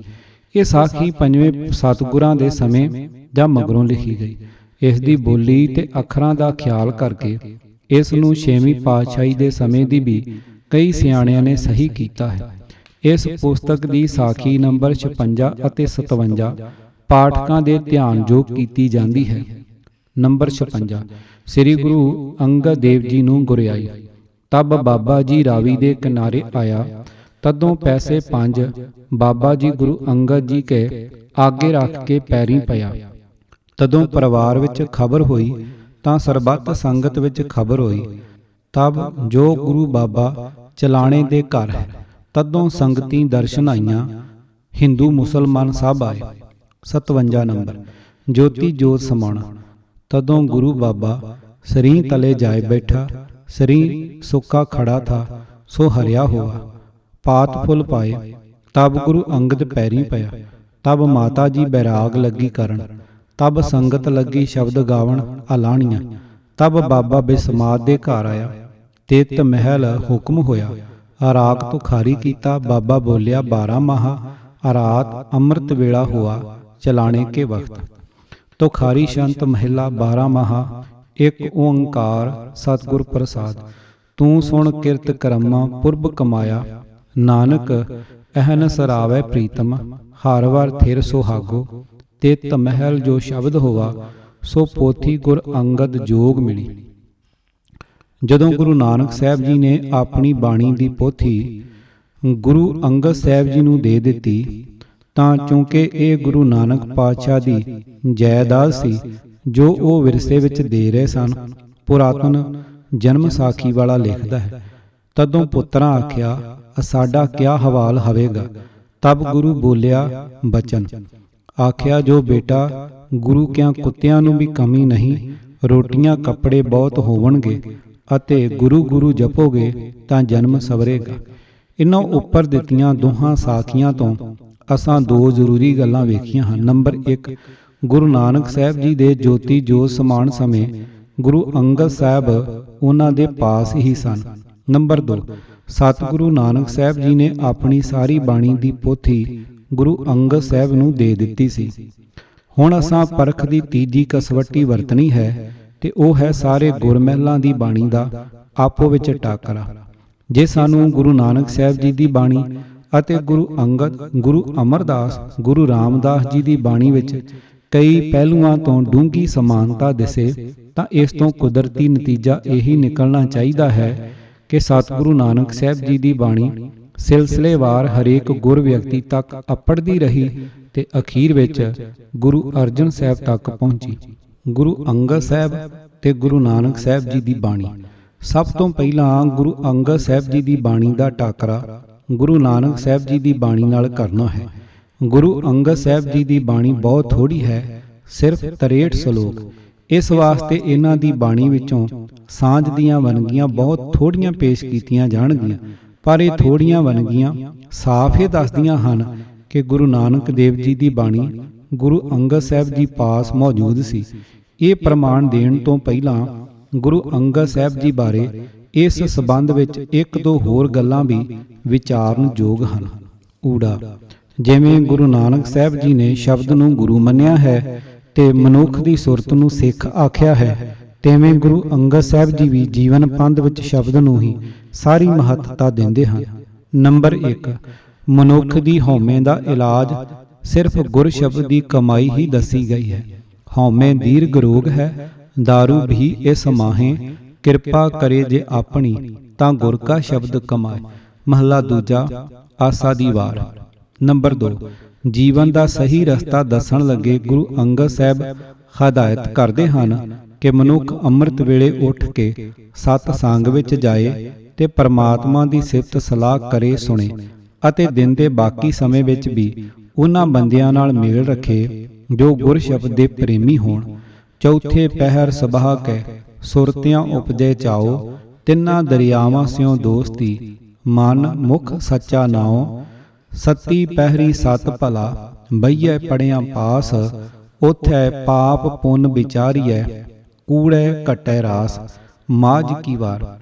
ਨੰਬਰ 3, ਪਰਮਾਤਮਾ ਵਾਲੇ ਪਾਸੇ ਦੀ ਲਗਨ ਪੈਦਾ ਕਰਨ ਲਈ ਗੁਰ ਸ਼ਬਦ ਦੀ ਵਿਚਾਰ ਹੀ ਇੱਕੋ ਇੱਕ ਤਰੀਕਾ ਤਜਵੀਜ਼ ਕਰਦੇ ਹਨ। ਮਨ ਹੱਠ ਤਰਫ ਨਾ ਜਿਪਈ, ਜੇ ਬਹੁਤਾ ਕਾਲੇ, ਤਰਫ ਜਿਣੇ ਸਤ ਭਾਉ ਦੇ, ਜਾਂ ਨਾਨਕ ਸ਼ਬਦ ਵਿਚਾਰੇ। ਮਹਲਾ ਦੂਜਾ, ਸੂਹੀ ਕੀ ਵਾਰ। ਨੰਬਰ 4, ਗੁਰੂ ਦੀ ਬਾਣੀ ਨੂੰ ਹਜ਼ੂਰ ਰਤਨਾ ਦੀ ਗੁਥਲੀ ਆਖਦੇ ਹਨ। ਰਤਨਾ ਕੇਰੀ ਗੁਥਲੀ, ਰਤਨੀ ਖੋਲੀ ਆਏ, ਵੱਖਰ ਤੈ ਵਣਜਾਰਿਆਂ, ਦੋਹਾਂ ਰਹੀ ਸਮਾਏ। ਮਹਲਾ ਦੂਜਾ, ਆਰਾਮ ਕਲੀਵਾਰ। ਮਹਲਾ ਤੀਜਾ। ਨੰਬਰ 5, ਵੇਦਾਂ ਦੀ ਤਾਲੀਮ ਨੂੰ ਗੁਰੂ ਅੰਗਦ ਸਾਹਿਬ ਉੱਚੀ ਨੀਵੀਂ ਜਾਤ ਦੇ ਵਿਤਕਰੇ ਦਾ ਮੂਲ ਸਮਝਦੇ ਹਨ। ਇਸ ਦੇ ਟਾਕਰੇ ਤੇ ਗੁਰਬਾਣੀ ਨੂੰ ਨਾਮ ਅੰਮ੍ਰਿਤ ਨਾਲ ਭਰਪੂਰ ਮੰਨਦੇ ਹਨ। ਕਥਾ ਕਹਾਣੀ ਬੇਦੀ ਆਣੀ, ਪਾਪ ਪੁੰਨ ਵਿਚਾਰ, ਉੱਤਮ ਮੱਧਮ ਜਾਤੀ ਜਿਨਸੀ, ਭਰਮ ਭਵੈ ਸੰਸਾਰ, ਅੰਮ੍ਰਿਤ ਬਾਣੀ ਤਤ ਵਖਾਣੀ, ਗਿਆਨ ਧਿਆਨ ਵਿੱਚ ਆਈ, ਗੁਰਮੁਖ ਆਖੀ ਗੁਰਮੁਖ ਜਾਤੀ, ਸੁਰਤੀ ਕਰਮ ਹਿਆਈ। ਸਾਰੰਗ ਕੀ ਵਾਰ। ਇਹ ਨਹੀਂ ਮੰਨਿਆ ਜਾ ਸਕਦਾ ਕਿ ਗੁਰੂ ਅੰਗਦ ਸਾਹਿਬ ਗੁਰਬਾਣੀ ਦੀ ਵਡਿਆਈ ਤਾਂ ਕਰੀ ਜਾਂਦੇ ਹੋਣ, ਪਰ ਉਹਨਾਂ ਪਾਸ ਆਪਣੇ ਸਤਿਗੁਰ ਪਾਤਸ਼ਾਹ ਦੀ ਬਾਣੀ ਹੋਵੇ ਹੀ ਨਾ। ਭਾਈ ਬਾਲੇ ਦੀ ਜਨਮ ਸਾਖੀ ਵਾਲਾ ਲਿਖਦਾ ਹੈ ਕਿ ਗੁਰੂ ਅੰਗਦ ਸਾਹਿਬ ਨੇ ਸਤਿਗੁਰੂ ਨਾਨਕ ਸਾਹਿਬ ਜੀ ਦਾ ਜੀਵਨ ਇਤਿਹਾਸ ਸੁਣਨ ਲਈ ਭਾਈ ਬਾਲੇ ਨੂੰ ਤਲਵੰਡੀ ਤੋਂ ਸਦਵਾਇਆ ਤੇ ਬੜੀ ਮਿਹਨਤ ਨਾਲ ਉਸ ਤੋਂ ਲਿਖਵਾਇਆ। ਗੁਰ ਸ਼ਬਦ ਦੀ ਕਦਰ ਜਾਣਨ ਵਾਲੇ ਗੁਰੂ ਅੰਗਦ ਸਾਹਿਬ ਬਾਰੇ ਇਹ ਖਿਆਲ ਨਹੀਂ ਬਣਾਇਆ ਜਾ ਸਕਦਾ ਕਿ ਜੀਵਨ ਸਾਖੀਆਂ ਇਕੱਠੀਆਂ ਕਰਨ ਲਈ ਤਾਂ ਉਹ ਭਾਈ ਪੈੜੇ ਆਦਿਕ ਦੀ ਰਾਹੀਂ ਇਤਨੀ ਕੋਸ਼ਿਸ਼ ਕਰਨ, ਪਰ ਗੁਰੂ ਨਾਨਕ ਸਾਹਿਬ ਜੀ ਦੇ ਆਪਣੇ ਸੋਹਣੇ ਮੁਖੜੇ ਤੋਂ ਉਚਾਰੀ ਹੋਈ ਸਾਰੀ ਬਾਣੀ ਜੇ ਉਹਨਾਂ ਪਾਸ ਮੌਜੂਦ ਨਹੀਂ ਸੀ ਤਾਂ ਉਸ ਨੂੰ ਇਕੱਠਾ ਕਰਨ ਦਾ ਚੇਤਾ ਹੀ ਨਾ ਆਇਆ ਹੋਵੇ। ਐਡਾ ਸਾਖੀਆਂ ਵਿੱਚ ਜ਼ਿਕਰ ਆਉਂਦਾ ਹੈ ਕਿ ਰਾਵੀ ਦੇ ਕੰਢੇ ਪਿੰਡ ਕਰਤਾਰਪੁਰ ਵਿੱਚ ਗੁਰੂ ਨਾਨਕ ਸਾਹਿਬ ਜੀ ਨੇ ਇੱਕ ਧਰਮਸ਼ਾਲ ਵੀ ਬਣਾਈ ਹੋਈ ਸੀ। ਸਤਿਗੁਰ ਜੀ ਉਸ ਪਿੰਡ ਵਿੱਚ ਅਖੀਰਲੀ ਉਮਰੇ 18 ਸਾਲ ਰਹੇ ਸਨ। ਧਰਮਸ਼ਾਲਾ ਗੁਰਦੁਆਰਿਆਂ ਵਿੱਚ ਅਸੀਂ ਦੋਵੇਂ ਵੇਲੇ ਸਤਸੰਗ ਹੁੰਦੇ ਵੇਖ ਰਹੇ ਹਾਂ। ਇਹ ਰੀਤ ਇਸ ਧਰਮ ਦੀ ਨੀਂਹ ਰੱਖਣ ਵਾਲੇ ਸਤਿਗੁਰ ਜੀ ਨੇ ਹੀ ਚਲਾਈ ਤੇ ਕਰਤਾਰਪੁਰ ਦੀ ਧਰਮਸ਼ਾਲਾ ਵਿੱਚ ਵੀ ਦੋਵੇਂ ਵੇਲੇ ਹੀ ਸੰਗਤ ਜੁੜਦੀ ਸੀ। ਬਾਬਾ ਲਹਿਣਾ ਜੀ ਵੀ 7 ਸਾਲ ਉਸ ਸਤਸੰਗ ਦੇ ਸਾਂਝੀਵਾਲ ਬਣਦੇ ਰਹੇ, ਪਰ ਕੀ ਇਹ ਸਤਸੰਗ 18 ਸਾਲ ਜ਼ਬਾਨੀ ਹੀ ਹੁੰਦਾ ਰਿਹਾ? ਜਿਸ ਗੁਰੂ ਅੰਗਦ ਸਾਹਿਬ ਦੇ ਹਿਰਦੇ ਵਿੱਚ ਗੁਰੂ ਨਾਨਕ ਸਾਹਿਬ ਜੀ ਵਾਸਤੇ ਇਤਨਾ ਪਿਆਰ ਤੇ ਭਰੋਸਾ ਸੀ, ਇਹ ਨਹੀਂ ਹੋ ਸਕਦਾ ਕਿ ਇਤਨਾ 7 ਸਾਲਾਂ ਵਿੱਚ ਉਹਨਾਂ ਆਪਣੇ ਪ੍ਰੀਤਮ ਦੀ ਸਾਰੀ ਬਾਣੀ ਦਾ ਦੀਦਾਰ ਕਰਨ ਦੀ ਤਾਂਘ ਹੀ ਕਦੇ ਪ੍ਰਗਟ ਨਾ ਕੀਤੀ ਹੋਵੇ। ਈੜੀ ਗੁਰੂ ਅੰਗਦ ਸਾਹਿਬ ਸੰਮਤ 1559 ਸਨ 1539 ਤੋਂ ਸੰਮਤ 1609 ਸਨ 1552 ਤੱਕ 13 ਸਾਲ ਗੁਰਿਆਈ ਦੀ ਜ਼ਿੰਮੇਵਾਰੀ ਨਿਭਾਉਂਦੇ ਰਹੇ। ਇਹਨਾਂ ਦੀ ਆਪਣੀ ਲਿਖੀ ਹੋਈ ਬਾਣੀ ਸਿਰਫ 63 ਸ਼ਲੋਕ ਹਨ। ਕੀ ਗੁਰੂ ਅੰਗਦ ਸਾਹਿਬ 13 ਸਾਲ ਇਹਨਾਂ 63 ਸ਼ਲੋਕਾਂ ਦੀ ਰਾਹੀਂ ਹੀ ਦੋਵੇਂ ਵੇਲੇ ਦਾ ਸਤਸੰਗ ਕਰਦੇ ਰਹੇ ਸਨ? ਇਹ ਨਹੀਂ ਹੋ ਸਕਦਾ। ਇੱਕ ਤਾਂ ਇਹ ਬਾਣੀ ਇਤਨੀ ਥੋੜੀ ਹੈ ਕਿ ਸਾਰੀ ਦਾ ਪਾਠ ਅੱਧੇ ਘੰਟੇ ਦੇ ਅੰਦਰ ਹੀ ਹੋ ਸਕਦਾ ਹੈ। ਦੂਜੇ, ਇਹਨਾਂ ਸ਼ਲੋਕਾਂ ਵਿੱਚ ਇਨਸਾਨੀ ਜੀਵਨ ਦੇ ਸਾਰੇ ਪਹਿਲੂਆਂ ਉੱਤੇ ਵਿਚਾਰ ਨਹੀਂ ਹੈ। ਹੱਕ ਦੀ ਕਮਾਈ, ਜਨੇਊ, ਸੂਤਕ, ਮਿਰਤਕ ਸੰਸਕਾਰ ਆਦਿਕ ਕਰਮ ਕਾਂਡ, ਇਸਲਾਮੀ ਸ਼ਰ੍ਹਾ, ਜੋਗ ਮਤ ਤੇ ਮੁੰਦਰਾਂ ਝੋਲੀ ਆਦਿਕ ਅਤੇ ਜ਼ਿੰਦਗੀ ਵਿੱਚ ਹਰ ਰੋਜ਼ ਵਾਪਰਨ ਵਾਲੀਆਂ ਹੋਰ ਕਈ ਗੁੰਝਲਾਂ, ਇਹਨਾਂ ਬਾਰੇ ਗੁਰੂ ਅੰਗਦ ਸਾਹਿਬ ਦੀ ਬਾਣੀ ਵਿੱਚ ਕੋਈ ਜ਼ਿਕਰ ਨਹੀਂ ਹੈ। ਸਿੱਖ ਧਰਮ ਅਜੇ ਨਵਾਂ ਕੋਮਲ ਬੂਟਾ ਸੀ। ਇਸ ਦੀ ਛਾਵੇਂ ਬੈਠਣ ਵਾਲੇ ਰਾਹੀਆਂ ਨੂੰ ਇਹ ਔਕੜਾਂ ਜ਼ਰੂਰ ਆਉਂਦੀਆਂ ਸਨ। ਸਿੱਧੀ ਸਾਫ਼ ਗੱਲ ਹੈ ਕਿ ਗੁਰੂ ਅੰਗਦ ਸਾਹਿਬ ਸਿੱਖਾਂ ਦੀਆਂ ਇਹ ਔਕੜਾਂ ਗੁਰੂ ਨਾਨਕ ਸਾਹਿਬ ਜੀ ਦੀ ਬਾਣੀ ਦੀ ਰਾਹੀਂ ਹੱਲ ਕਰਦੇ ਸਨ। ਉਹਨਾਂ ਪਾਸ ਸਾਰੀ ਬਾਣੀ ਮੌਜੂਦ ਸੀ।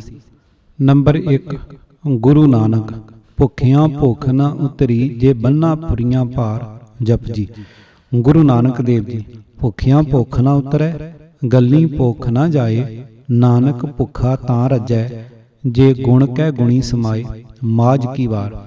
ਨੰਬਰ 2, ਗੁਰੂ ਨਾਨਕ ਅੰਮ੍ਰਿਤ ਵੇਲਾ ਸਚ ਨਾਉ ਵਡਿਆਈ ਵਿਚਾਰ, ਕਰਮੀ ਆਵੇ ਕੱਪੜਾ ਨਦਰੀ ਮੋਖ ਦੁਆਰ, ਨਾਨਕ ਏਵੇਂ ਜਾਣੀਐ ਸਭ ਆਪੇ ਸਚਿਆਰ। ਜਪਜੀ। ਗੁਰੂ ਅੰਗਦ ਸਾਹਿਬ ਜੀ। ਦੋਹਾਂ ਸਿਰਿਆਂ ਆਪੇ ਖਸਮ, ਵੇਖੇ ਕਰ ਵਿਉ ਪਾਏ, ਨਾਨਕ ਏਵੇਂ ਜਾਣੀਏ ਸਭ ਕਿਛ ਤਿਸੈ ਰਜਾਏ। ਮਾਝ ਕੀ ਵਾਰ। ਨੰਬਰ 3, ਗੁਰੂ ਨਾਨਕ ਚਾਕਰ ਲੱਗੇ ਚਾਕਰੀ, ਜੇ ਚੱਲੇ ਖਸਮੇ ਭਾਏ, ਹੋਰਮਤ ਤਿਸ ਨੂੰ ਅਗਲੀ, ਉਹ ਵਜੋਂ ਵੀ ਦੂਣਾ ਖਾਏ। ਆਸਾ ਦੀ ਵਾਰ। ਗੁਰੂ ਅੰਗਦ ਸਾਹਿਬ ਜੀ। ਚਾਕਰ ਲੱਗੇ ਚਾਕਰੀ, ਨਾਲੇ ਗਾਰ ਬਵਾਦ, ਗੱਲਾਂ ਕਰੇ ਘਨੇਰੀਆਂ, ਖਸਮ ਨਾ ਪਾਏ ਸਾਧ। ਆਸਾ ਦੀ ਵਾਰ। ਨੋਟ, ਇਹ ਉੱਪਰ ਦਿੱਤੇ 3 ਪ੍ਰਮਾਣ ਪਾਠਕਾਂ ਲਈ ਸ਼ਾਇਦ ਤਸੱਲੀ ਯੋਗ ਨਾ ਹੋਣ, ਕਿਉਂਕਿ ਇਹ ਜਪਜੀ ਅਤੇ ਆਸਾ ਦੀ ਵਾਰ ਵਿੱਚੋਂ ਹਨ ਤੇ ਇਹ ਇਹਨਾਂ ਬਾਣੀਆਂ ਬਾਰੇ ਆਮ ਪ੍ਰਚਲਿਤ ਖਿਆਲ ਹੈ ਕਿ ਇਹ ਬਾਣੀਆਂ ਗੁਰੂ ਅੰਗਦ ਸਾਹਿਬ ਪਾਸ ਮੌਜੂਦ ਸਨ, ਸੋ ਇਹਨਾਂ ਤੋਂ ਇਲਾਵਾ ਹੋਰ ਸਾਂਝ ਲੱਭੀਏ। ਨੰਬਰ 4, ਗੁਰੂ ਨਾਨਕ ਸਬਾਹੀ ਸਾਲਾ, ਜਿਨੀ ਧਿਆਇਆ ਇੱਕ ਮਨ, ਸਈ ਪੂਰੇ ਸ਼ਾਹ, ਵਖਤੇ ਉੱਪਰ ਲੜ ਮੁਏ, ਸਭੇ ਵੇਲਾ ਵਖਤ ਸਭ, ਜੇ ਅੱਠੀ ਪਉ ਹੋਏ। ਮਾਝ ਕੀ ਵਾਰ। ਗੁਰੂ ਅੰਗਦ ਸਾਹਿਬ ਜੀ। ਸਈ ਪੂਰੇ ਸ਼ਾਹ, ਜਿਨੀ ਪੂਰਾ ਪਾਇਆ, ਅੱਠੀ ਬੇਪਰਵਾਹ, ਰਹਿਨ ਇੱਕ ਤੇ ਰੰਗ, ਚੌਥੇ ਪਹਿਰ ਸਬਾ ਕੇ, ਸੁਰਤਿਆਂ ਉਪਜੇ ਚਾਉ। ਮਾਝ ਕੀ ਵਾਰ।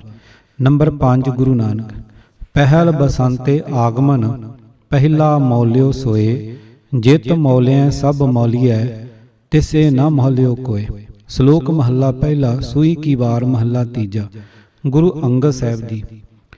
ਪਹਿਲ ਬਸੰਤੇ ਆਗਮਨ, ਤਿਸਕਾ ਕਰੋ ਵਿਚਾਰ, ਨਾਨਕ ਸੋ ਸਲਾਹੀਐ, ਜੇ ਸਭ ਸੇ ਦੇ ਆਧਾਰ। ਮਹੱਲਾ ਦੂਜਾ।